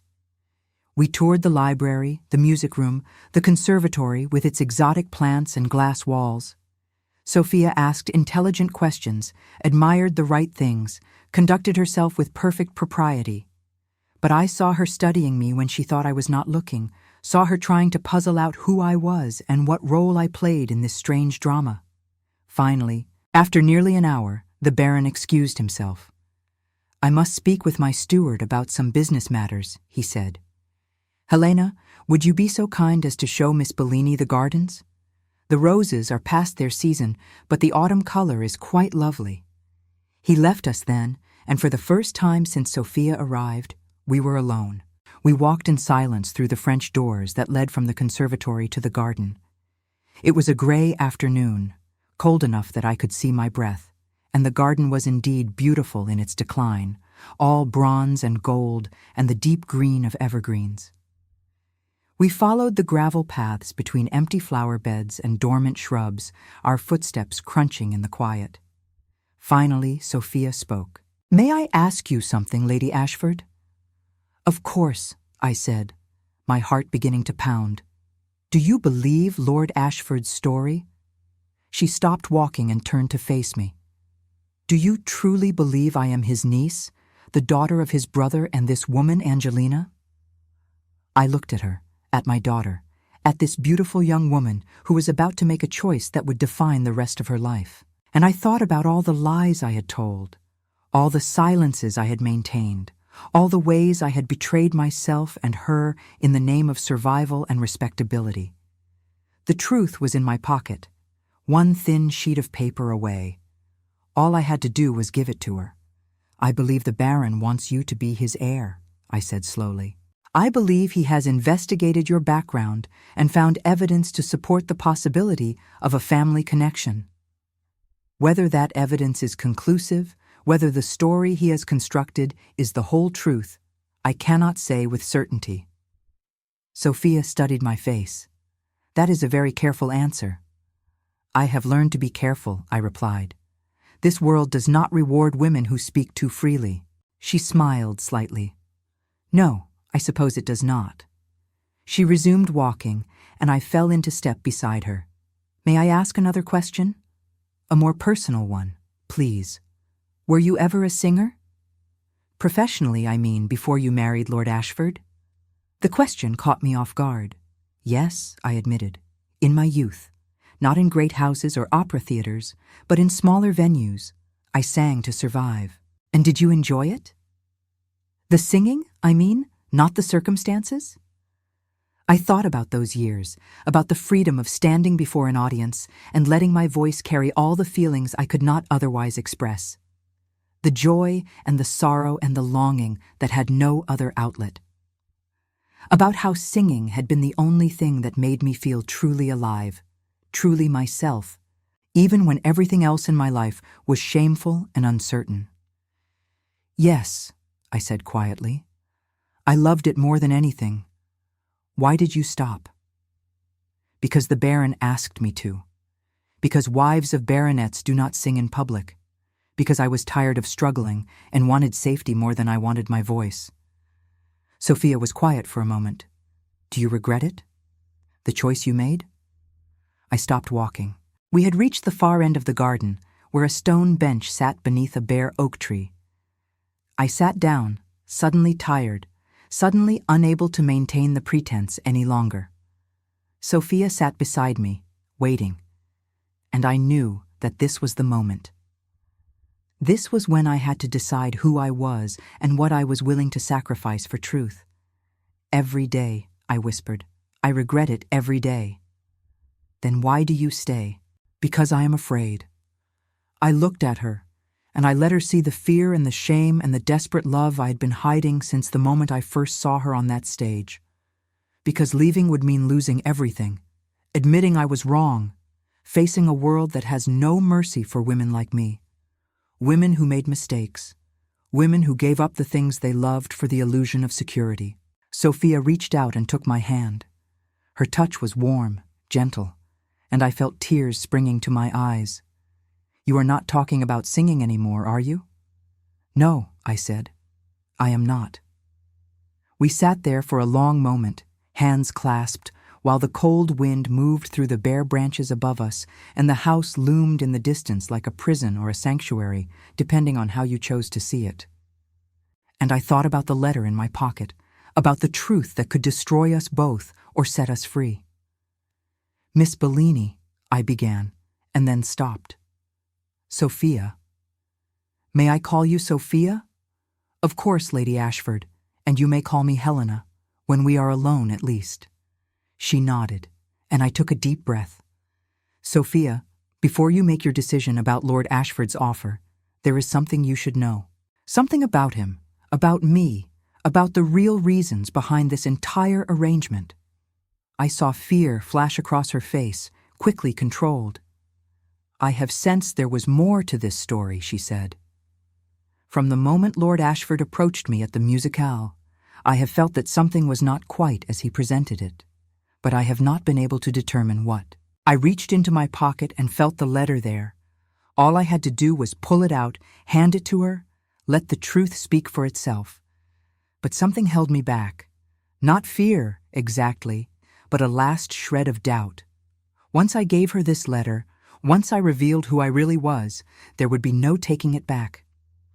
Sophia would know that her mother had abandoned her, had lied to her, had sat across from her drinking tea and pretending to be a stranger. She would know that the Bellinis had been deceived, that her entire childhood had been built on lies. She would know that I was not the gracious Lady Ashford, but a desperate woman who had sold herself for security and respectability. Would that knowledge help her or harm her? Would it give her the freedom to choose, or simply burden her with shame and confusion? I pulled my hand from my pocket. Empty. "Helena?" Sophia prompted gently. "I cannot tell you what to do," I said instead. "I cannot advise you whether to accept Lord Ashford's offer or refuse it. That choice must be yours and yours alone. But I can tell you this. The Baron is not an evil man, but he is a pragmatic one. He sees people as pieces on a chessboard, to be moved and positioned for maximum advantage. If you accept his offer, you will have wealth and position and all the material comforts anyone could want. But you will also be in his power, subject to his will, shaped by his expectations. You will be safe, but you will not be free. And if I refuse, then you will remain Sophia Bellini, daughter of the people who raised and loved you. You will continue to make your own way in the world, with all the risk and uncertainty that entails. You will have only your talent and your wit to protect you. But you will be your own person, answerable to no one but yourself." Sophia looked down at our joined hands. "That is a choice between security and freedom, between belonging and independence." "Yes," I said, "and it is the hardest choice anyone can make. I made mine 18 years ago, and I have been living with the consequences ever since." She squeezed my hand. "Thank you for your honesty, Helena. I will consider your words carefully." We sat in silence for a few more moments, and then the Baron's voice called from the house. He was looking for us, ready to resume his campaign of persuasion.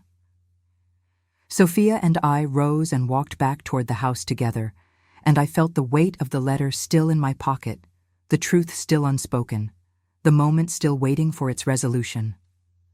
The rest of Sophia's visit passed in a blur of polite conversation and careful maneuvering. The Baron showed her the rooms that would be hers if she accepted his offer. Spacious chambers with views of the garden and furnishings that spoke of taste and wealth. He painted a picture of her future life as an Ashford, full of parties and travel and the respect of society. And through it all, Sophia listened and asked questions and gave nothing away of what she was truly thinking. When it came time for her to leave, the Baron pressed her to make a decision. "The legal processes will take time," he said. "The sooner we begin, the sooner you can take your rightful place in this family." Sophia smiled, but her eyes were distant. I will send word within 3 days, Lord Ashford. I promise you that. But I must discuss this with the Bellinis. They have been my parents in all but blood, and I owe them the courtesy of including them in such a momentous decision. The Baron had to accept that, though I could see frustration in the set of his jaw. He handed Sophia into the hired carriage himself, and we stood on the steps waving as she drove away. Only when the carriage disappeared around the corner did the Baron turn to me. "You spoke to her alone," he said. "What did you tell her?" "I told her the truth," I said, which was not quite a lie. "I told her that your offer comes with conditions and expectations, that she should not accept it unless she is prepared to live under your authority." The Baron's eyes narrowed. "That is not what I told you to say." "No," I agreed, "but it is what needed to be said." Sophia is not a child to be manipulated, Edmund. She is an intelligent young woman capable of making her own choices.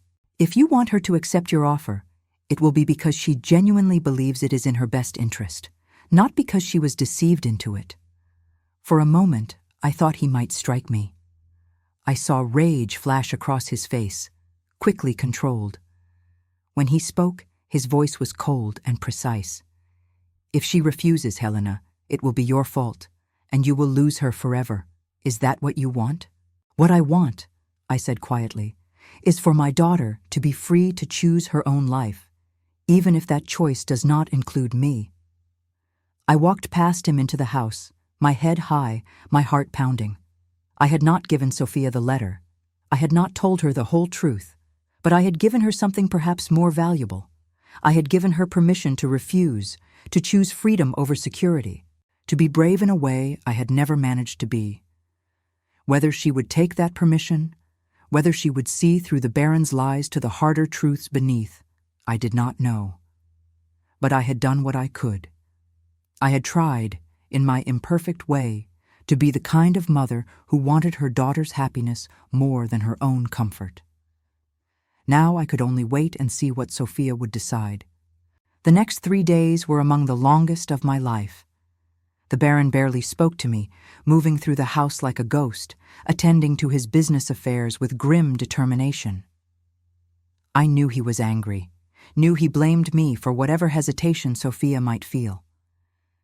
But I also knew that he was helpless to do anything but wait, just as I was. I spent the time in my sitting room, reading, embroidering, staring out the window at the gray November sky, and thinking, always thinking, about the choices I had made, about the woman I had become, about whether it was too late to become someone different, someone braver, someone capable of choosing truth over comfort, even when the cost was everything. On the 3rd day, a letter arrived. It was addressed to the Baron, but he opened it in the drawing room where I could see. I watched his face as he read, watched the color drain from his cheeks, watched his hands begin to tremble with what might have been rage or might have been something else.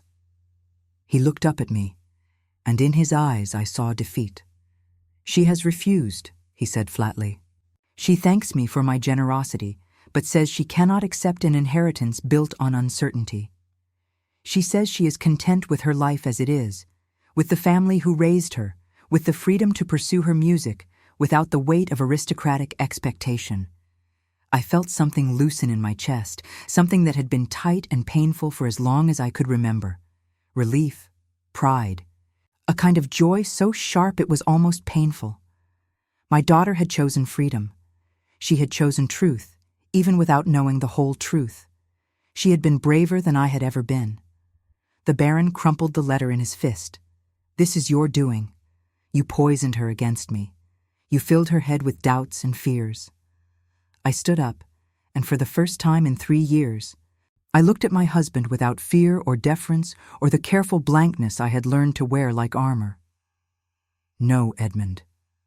I gave her the freedom to choose. Something you would never have done." He stared at me, and I saw in his face the realization that he had lost more than just Sophia. He had lost control over me as well. The bargain we had made, the arrangement that had sustained our marriage, It was broken now beyond repair. "What will you do?" he asked quietly. "I do not know," I admitted, "but I know what I will not do. I will not lie anymore. I will not pretend. I will not be complicit in trapping others the way I allowed myself to be trapped." The Baron turned away from me, walked to the window, stood looking out at the street where 3 years ago he had brought me in triumph. His reformed songstress, his charitable rescue. When he spoke again, his voice was tired, defeated. "You may go if you wish. I will not stop you. I will even provide you with an income, enough to live modestly. Consider it payment for 3 years of service as my wife."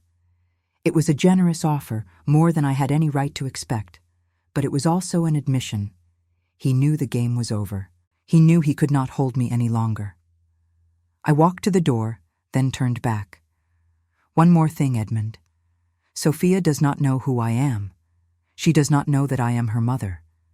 And I think perhaps she is better off not knowing. Let her keep the family she has, the Bellinis who loved her and raised her well. Let her keep her freedom and her innocence. Can you do that? Can you let her go completely?" The Baron looked at me for a long moment. "And you? Can you let her go?" "I have been letting her go for 18 years, I said softly. "One more time will not kill me." I left the room, left the house, walked out into the cold November air with nothing but the clothes on my back and the letter still in my pocket. I did not know where I would go or what I would do. I had no plan, no resources, no friends to turn to. I was 35 years old and starting over for the 3rd time in my life, but I was free. And somewhere in London, my daughter was free too. And perhaps, in the end, that was enough. I found lodgings in a boarding house in Bloomsbury, a respectable but unfashionable neighborhood where widows and unmarried women of reduced circumstances lived quiet lives away from society's scrutiny. The room was small, barely large enough for a narrow bed, a washstand, and a single chair by the window. But it was mine. No servants, no grand furnishings, no pretense of being anything other than what I was. A woman alone, starting over, learning to be herself after years of performing someone else's life. The Baron kept his word. A monthly allowance arrived like clockwork, delivered by a solicitor who asked no questions and offered no judgment. It was enough to pay my rent, buy simple food, and maintain a modest wardrobe. Not enough to live as Lady Ashford had lived, but more than the desperate girl singing in Dover taverns could have imagined. I was grateful, though the gratitude was complicated by shame and anger and a dozen other emotions I was only beginning to understand. For the first few weeks, I did nothing but exist. I woke, ate, walked through the gray November streets, and returned to my room as darkness fell. I spoke to no one beyond the necessary transactions with shopkeepers and my landlady. I was hollow, emptied out, a vessel waiting to be filled with something I could not yet name. But slowly, quietly, something began to shift. I found myself humming as I walked, old songs from my youth, melodies that had been buried beneath years of silence. I found myself standing outside music halls and churches, listening to the sounds that spilled into the street, feeling something stir in my chest that I had thought dead forever. One morning in early December, I woke with a clarity I had not felt in years. I knew what I needed to do. I dressed carefully in my plainest gown, wrapped myself in a heavy shawl, and made my way to the neighborhood I had been avoiding. The streets near Covent Garden, where theaters and opera houses clustered together, where musicians and singers gathered in the coffee houses and taverns that catered to their peculiar world. It was a world I had known once, a world I had left behind when I became Lady Ashford. But it was also the world where I had been most alive, most myself. I found what I was looking for in a narrow street behind Drury Lane, a small music academy, the kind of establishment that taught singing to shopkeepers' daughters and offered rehearsal space to performers who could not afford better. The sign outside read, Madame Lucia's Academy of Vocal Arts, and through the window I could hear scales being practiced, a soprano voice rising and falling with mechanical precision. I went inside. Madame Lucia herself was a formidable Italian woman of perhaps 60, with gray hair piled high and an expression that suggested she had seen everything and was not impressed by most of it. She looked me up and down with shrewd, dark eyes. "You want lessons?" Her accent was thick, her tone skeptical. "No," I said. "I want to teach." She raised an eyebrow. "You are a singer?" I was. I am. I took a breath and let myself speak a truth I had been hiding for 3 years. My name is Helena. I sang professionally before my marriage in smaller venues throughout England. My marriage has ended, and I wish to return to music, not to perform necessarily, but to teach others, to share what I know. Madame Lucia was silent for a long moment, studying me with an intensity that made me want to squirm. Then she nodded toward a door at the back of the room. "There is a practice room. Go, sing for me. If you are good, we talk. If you are not, we do not waste each other's time." I went into the small practice room with its scarred piano and peeling wallpaper. I stood in the center of the space, closed my eyes, and for the first time in 3 years, I sang. Not the careful, controlled sounds I had made in drawing rooms, but real singing. Full voice, full heart, holding nothing back. I sang an old ballad about lost love and hard choices, about a woman who gave up everything and found herself with nothing, about grief and regret and the terrible courage it takes to keep living when everything you loved is gone. When I finished, my cheeks were wet with tears and my voice was shaking. But I had sung, truly sung, and it felt like being reborn. Madame Lucia was standing in the doorway. Her expression had softened, and I saw something like understanding in her eyes. "You have had a life," she said simply. "You know pain. That is good. Students need teachers who understand that singing is not just technique. It is truth." She hired me on the spot. 3 days a week, teaching young women who dreamed of careers on the stage or simply wanted to sing better in church choirs. The pay was modest, barely enough to supplement the Baron's allowance, but it was mine. Earned through my own skill, my own effort, my own reclaimed voice. And so I began again. I taught scales and breathing exercises, projection and diction, all the technical elements that made good singing possible. But I also taught something else. I taught my students that their voices mattered, that they had the right to be heard, that making sound in the world was an act of courage and defiance and joy all at once. The girls loved me.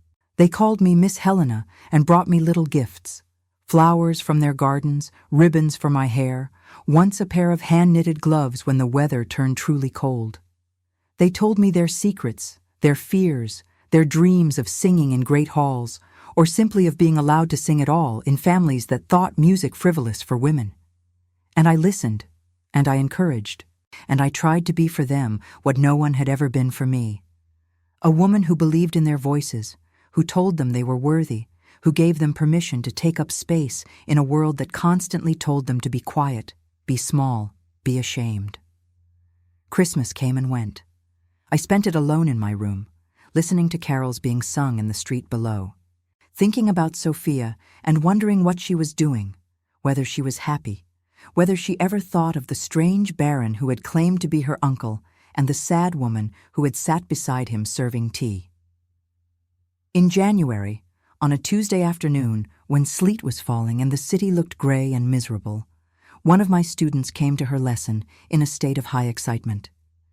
"Miss Helena," she said breathlessly, "have you heard?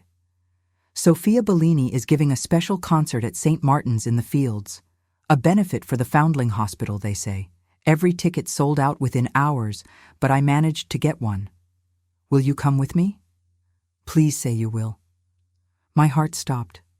I had not allowed myself to seek news of Sophia, had not read the theatrical reviews or asked anyone what had become of the celebrated soprano who had refused a baron's fortune. But now, suddenly, I was being offered a chance to see her again, to hear her sing, to know that she was well and thriving. I should have said no. I should have maintained the distance I had carefully constructed, should have protected myself from the pain of seeing her and not being able to claim her. But I was not that strong. I had never been that strong. Yes, I heard myself saying. Yes, I will come. The concert was on a Friday evening in late January. My student Emma met me outside the church, her face flushed with cold and excitement. We entered together, found our seats near the back, and I looked around at the assembled crowd. They were not the glittering aristocrats who had filled the Duchess's drawing room, but ordinary Londoners. Shopkeepers and clerks, teachers and nurses, people who had saved their pennies to hear a voice that had captured the city's imagination. The church filled slowly, the pews packed with humanity seeking beauty in the middle of a hard winter. And then the music began, and Sophia walked to the front of the church. She wore a simple dress of deep blue, no jewels, no elaborate styling. Just Sophia and her voice in a stone church lit by hundreds of candles. She looked older than I remembered, more confident, more certain of herself. And when she began to sing, I understood why the city loved her. She sang Handel and Purcell, Mozart and English folk songs, sacred music and secular, weaving a program that moved from sorrow to joy and back again. Her voice had matured in the months since I had last heard it, gaining depth and power without losing its purity. She sang with intelligence and emotion, with perfect technique married to genuine feeling. She sang like someone who had faced a choice and made it, who had turned down security for freedom and found that the trade was worthwhile. During the intermission, Emma chattered excitedly about the performance. "Is she not magnificent, Miss Helena? They say she turned down offers to sing in Paris and Milan, that she wants to stay in London and sing for ordinary people instead of just the wealthy. Is that not wonderfully noble?" "Very noble," I agreed, my voice tight. "She is remarkable." Emma looked at me curiously. "You seem sad, Miss Helena. Does the music not move you to joy?" "It moves me," I said. "But sometimes joy and sorrow are not so far apart as we imagine." The second half of the concert began, and Sophia sang an aria I did not recognize, something in Italian about a mother and child separated by circumstance and fate. Her voice soared through the church, and I felt tears streaming down my face, unstoppable, unashamed. Around me, I was not alone in weeping. The music was too beautiful, too painful, too true. And then, as the aria ended and the church fell silent before erupting in applause, Sophia did something unexpected. She stepped forward and spoke directly to the audience. "Thank you," she said, her voice clear and strong without the need for singing.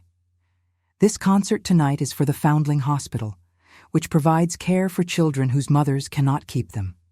It is a cause very close to my heart.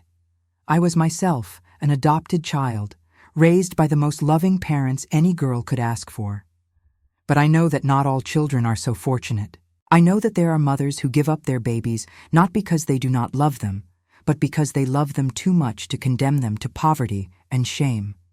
The church was absolutely silent. Sophia's words hung in the air like a benediction, like a judgment, like a truth that everyone knew but rarely spoke aloud. "I want those mothers to know," Sophia continued, "that their sacrifice is seen, that their love is understood, that they are not forgotten, even if they must remain forever nameless to the children they gave life. This next song is for them, for the women who made impossible choices, for the mothers who loved enough to let go." She nodded to the pianist and began to sing a lullaby, simple and sweet, the kind of song a mother might sing to a baby before sleep. And I understood, sitting in that church with tears streaming down my face and Emma's hand finding mine in concern, that Sophia knew. Maybe not all of it. Maybe not my name or face or the specific details of how I had found her and failed to claim her. But she knew, in the way that adopted children sometimes know, that somewhere there was a woman who had given her up, who had loved her and lost her, who carried the wound of that separation for the rest of her life. And she was offering forgiveness, not just to me, though I felt it like a blessing, but to all the unnamed mothers, all the women who had survived by giving up the thing they loved most. She was saying, in the only way she safely could, that she understood, that she did not condemn. That love took many forms, and sacrifice was its own kind of devotion. When the concert ended, the audience stood and applauded for long minutes.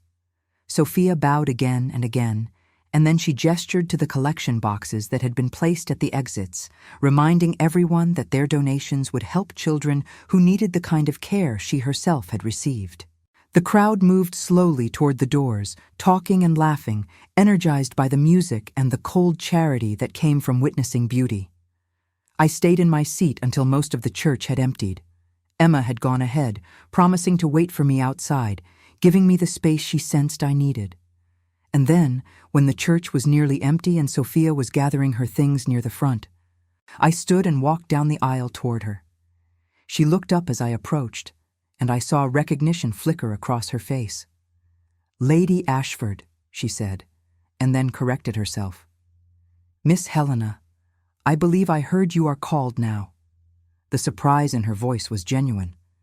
"I should not have come," I said, "but I heard you were performing, and I could not stay away. Your voice, it is even more beautiful than I remembered." Sophia studied me with those dark eyes, seeing more than I wanted to reveal. "Thank you. And thank you for what you told me that day in the garden. You helped me understand that some offers, however generous, come with costs that are too high to pay." "I am glad," I said. "You chose well. You chose freedom. As did you, I think." She gestured to my plain dress, my worn shawl, the evidence of my reduced circumstances. "You left the Baron." "Yes." I took a breath. He was never who I needed him to be, and I was never who I needed to be when I was with him. "And now? Are you who you need to be?" I considered the question. "I am learning," I said finally. "I am teaching music to young women. I am singing again in my own way. I am trying to understand what it means to live honestly, even when honesty is uncomfortable and uncertain." Sophia smiled, and it was warm, genuine, without judgment or pity. "I am glad. Truly. You deserve happiness, Helena. You deserve to be free. As do you," I said. And then, because I could not help myself, because I needed to know, I asked, "Are you happy, Sophia? Are you at peace with the choice you made?" "Yes," she said simply. "I have my music, my family, my freedom. I will never be wealthy, never move in the highest circles of society, but I can sing what I want, when I want, for people who truly listen. That is worth more than all the Baron's gold." We stood there for a moment, just looking at each other, and I felt a connection between us that transcended the lies and the secrets and the impossible situation we had been placed in. She did not know I was her mother. She would never know, unless I chose to burden her with that knowledge. But there was something between us nonetheless. Recognition, respect, a kind of love that did not need to be named to be real. "Will you come to my next concert?" Sophia asked. "I perform once a month at various churches around London. It would please me to know you are in the audience." "I would be honored," I said, and meant it. She touched my hand, briefly, and then she was gone, swept up by the Signora, who had been waiting near the door, taken back to the life she had chosen, and the family who loved her. And I was left standing in the empty church, surrounded by guttering candles and the lingering echo of her voice, feeling something I had not felt in 18 years. Peace. I walked home through the cold January night, and I thought about all the choices I had made, all the ways I had tried to survive in a world that offered women so few options. I had given up my daughter to save her from poverty. I had married the Baron to save myself from despair. I had left him to save what remained of my soul. Each choice had cost me something irretrievable. Each choice had also given me something I could not have gained any other way. Sophia was alive and thriving and free. That was what mattered. Not that she knew I was her mother, not that I could claim her publicly. Not that I had the relationship I might have dreamed of, but that she was happy, that she had chosen well, that she was using her voice to make the world a little more beautiful. That was enough. It had to be enough. The months passed. Winter gave way to a reluctant spring, and then to summer. I continued teaching at Madame Lucia's academy, and my reputation grew. I took on private students as well, young women from good families who wanted to improve their singing for social occasions, and the additional income allowed me to move to a better room, to buy a few books, to live with a modest comfort I had earned myself. I went to Sophia's concerts whenever I could, always sitting in the back, always leaving before she could see me. I watched her grow as an artist, saw her take on more challenging repertoire, saw her command larger venues and more diverse audiences.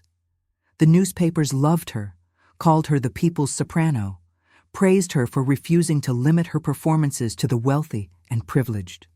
She sang in churches and music halls, at charity events and public concerts, anywhere people wanted to hear beauty and could not afford the opera house. And through her, I learned something about redemption. It was not about erasing the past or fixing what had been broken.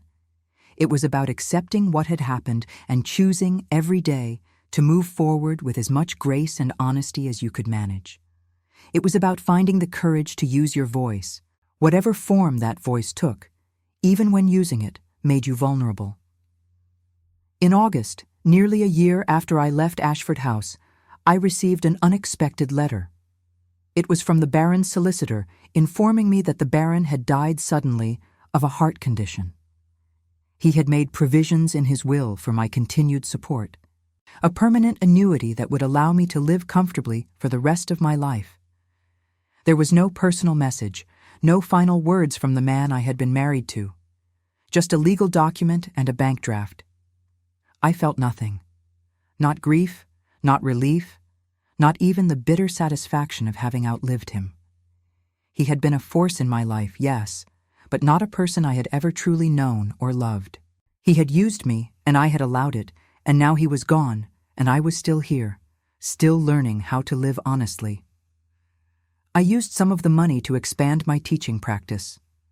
I rented a small studio near Madame Lucia's academy, fitted it with a good piano and proper acoustics, and began offering lessons to anyone who wanted to learn, regardless of their ability to pay. The wealthier students subsidized the poorer ones, and I found a kind of satisfaction in creating a space where young women could explore their voices without shame or judgment. One of my students was a girl named Catherine, 15 years old, the daughter of a seamstress. She had a beautiful voice, but no confidence, years of being told to be quiet, to not draw attention, to take up as little space as possible. I worked with her patiently, week after week, teaching her not just technique, but permission.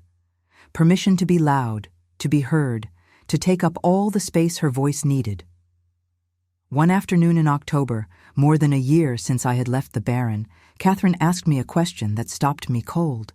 "Miss Helena, were you ever afraid of your own voice? Afraid of what might happen if you really sang, if you let people hear all of you?" I looked at this girl, this young woman with her own fears and dreams, and I decided to tell her the truth. "Yes," I said, "for most of my life, I have been afraid. Afraid that if I sang too loud, too freely, too honestly, I would be punished for it, that I would lose everything. And you know what, Catherine? I was right. When I finally found my voice, when I finally started living honestly, I did lose everything. My husband, my home, my position in society, I lost it all." Catherine's eyes were wide. "But you seem happy now, Miss Helena. Happier than most ladies I know." "I am happy," I said, surprised to realize it was true. Because I discovered that the things I lost were not the things I needed. What I needed was my voice, my truth, my freedom to choose who I would be, even if that choice came with costs. And once I had those things, once I stopped performing someone else's life and started living my own, I found that I could survive losing everything else. Catherine was quiet for a moment.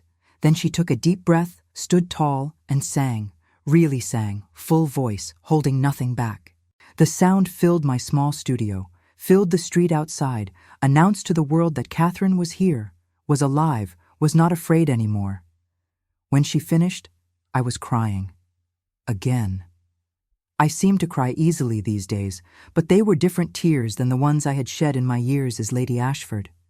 These were tears of joy, of recognition, of witnessing someone else's courage and finding it reflected in my own. That was perfect, I told her. That was exactly right. She smiled, radiant. Thank you, Miss Helena. Thank you for teaching me that my voice matters. I taught her that. Me, the woman who had spent years silent, who had given up singing for security, who had hidden her truth behind lies and careful performances. I had become someone who taught young women that their voices mattered. And in teaching them, I had finally learned to believe it about myself. It was late November, nearly 2 years since the night I saw Sophia at the opera, when I received an invitation that made my hands shake. It was printed on cream-colored cardstock, elegant but not ostentatious, and it read, "Miss Sophia Bellini requests the honor of your presence at a special concert to celebrate her 21st birthday." The concert would be at St. Martin's in the Fields again, the same church where I had heard her sing for the Foundling Hospital. And at the bottom, in handwriting I recognized from documents I had seen years ago, was a personal note. "Dear Helena, I would be honored if you would attend. Your presence would mean more to me than I can express in this brief note." I went, of course. I could no more refuse that invitation than I could stop breathing. I dressed in my best gown, a deep green silk that I had bought with my own earnings, and made my way to the church on a cold November evening. The church was full, every seat taken, and I found myself directed not to the back but to the front, to a reserved seat in the second row. The concert was magnificent. Sophia had never sounded better, her voice mature and powerful, her artistry undeniable. She sang a program that moved from classical pieces to folk songs to contemporary works by living composers. She sang in 5 languages, each pronunciation perfect, each emotional nuance carefully rendered. She was, without question, one of the great singers of her generation. But it was after the concert, when the crowd had thinned and I was preparing to slip away, that the real surprise came. Sophia appeared beside me, took my hand and said, "Please do not leave yet, Helena. There is someone I would like you to meet."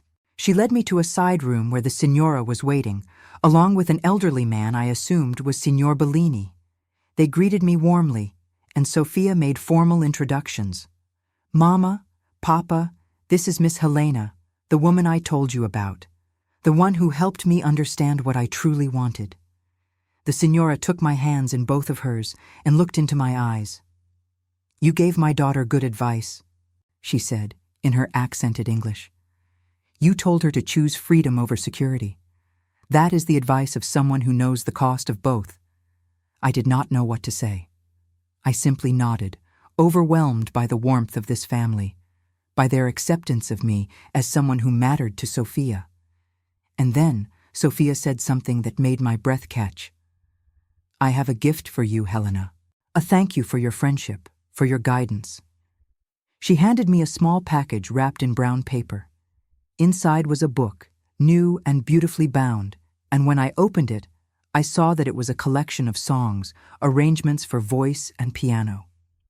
On the title page was an inscription in Sophia's handwriting. "For Helena, who taught me that a voice unused is a life unlived. May you always sing your truth, no matter who is listening." I looked up at her, tears streaming down my face yet again, and she smiled. "I know you teach now," she said. "One of your students, Emma, is a friend of mine. She tells me you are a wonderful teacher, that you help young women find their voices. I wanted you to have this, a small token of my gratitude for helping me find mine." It was too much. The kindness, the generosity, the acknowledgement that our brief acquaintance had meant something, had changed something. I wanted to tell her everything. I wanted to kneel at her feet and confess that I was her mother, that I had loved her from the moment she was born, that every day of the last 21 years had been shaped by her absence and my longing for her. But I did not, because she was happy, because she had a family who loved her, because the truth would serve no one, would only burden her with knowledge she did not need and shame she did not deserve. So instead, I simply said, "Thank you, Sophia. This means more to me than you can know." We talked for a while longer about music and teaching and the strange paths life takes. The Bellinis shared stories about Sophia's childhood, about her first attempts at singing, about the day they realized she had a gift that needed to be nurtured. And I listened, grateful for these glimpses into the life she had lived, the life I had given her by letting her go. When it was time to leave, Sophia walked me to the church door. The street outside was cold and dark, gas lamps casting pools of amber light on the cobblestones. She took my hand one last time. "Helena," she said quietly, "I want you to know something. I do not know what happened between you and the Baron, what drove you to leave your marriage and your comfortable life. But I recognize courage when I see it. You chose truth over comfort. You chose freedom over security. That takes strength most people never find. I admire you for it." I squeezed her hand, unable to speak past the lump in my throat. "And I admire you," I finally managed. "You are everything I could have hoped, everything I dreamed." She looked at me curiously, as if trying to puzzle out the meaning behind my words. Then she smiled and released my hand. "Good night, Helena. I hope I will see you at my concerts." "You are always welcome." I walked home through the dark streets, clutching the book she had given me, and I felt something settle inside me. A sense of completion, perhaps, or simply the acknowledgement that some stories do not have the endings we imagine, but are nevertheless complete. I had loved my daughter as well as I knew how, which meant letting her go, again and again, so she could be free. That was what mothers did. Not trap their children in gilded cages, not lie to them or manipulate them or try to control their futures, but love them enough to let them choose their own paths, even when those paths led away from you. I had learned that lesson too late to change the past, but I was learning it now, and that was something. That was enough. Years passed. I continued teaching, and my little studio became known as a place where young women could find not just vocal training, but encouragement, support, a belief in their own worth. I trained dozens of students, and some of them went on to professional careers, and others simply sang better in their church choirs or their own drawing rooms. It did not matter. What mattered was that they learned to use their voices without fear, to take up space in the world, to believe they had something worth hearing. I attended Sophia's concerts religiously, watching from whatever seat was available, never pressing for more intimacy than she offered. I saw her marry, eventually, a composer who adored her and supported her career rather than trying to limit it. I saw her continue to sing, not in the great opera houses of Europe, but in the churches and music halls where ordinary people could hear her. I saw her become not just a great singer, but a great woman, someone who used her talent to make the world more beautiful and more just. And I was proud. Proud in a way that had nothing to do with my own accomplishment and everything to do with witnessing someone I loved become exactly who they were meant to be. On my 50th birthday, a small package arrived at my studio. Inside was a letter from Sophia and a photograph. The photograph showed Sophia with two small children, a boy and a girl, both dark-haired and beautiful. The letter explained that these were her children, my grandchildren, though she did not know it, and that she wanted to share this joy with me, because I had been, in her words, a friend and guide at a crucial moment in her life. I keep the photograph on my piano, where I can see it every day. Sometimes students ask who the children are, and I tell them they belong to a dear friend, which is true in its way. I do not tell them that when I look at those small faces, I see myself and the violinist with the beautiful hands and the legacy of choices made in desperation and hope and love. I am an old woman now, or at least no longer young. My hair is gray, my hands are not as steady as they once were, and sometimes my voice cracks on the high notes I could once reach with ease. But I am still teaching, still singing in my own way, still trying to live honestly and with courage. And I am at peace. Not because my life turned out as I planned, not because I got what I wanted, but because I finally learned that some losses are the price of freedom, and freedom is worth any price. Sophia sings still, her voice as beautiful as ever, and I listen whenever I can. And when I hear her, when I let her voice wash over me like a benediction, I remember that I gave her life twice, once when I bore her, and once when I let her go. Both were acts of love. Both were necessary. Both were painful beyond words.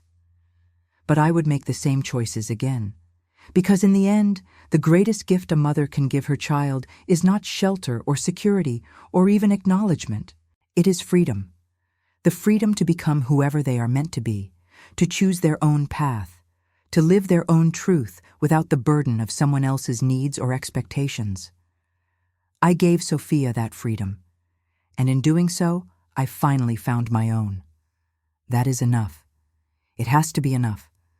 And on most days, in the quiet of my studio with young women singing scales and learning to believe in their own voices, I find that it truly is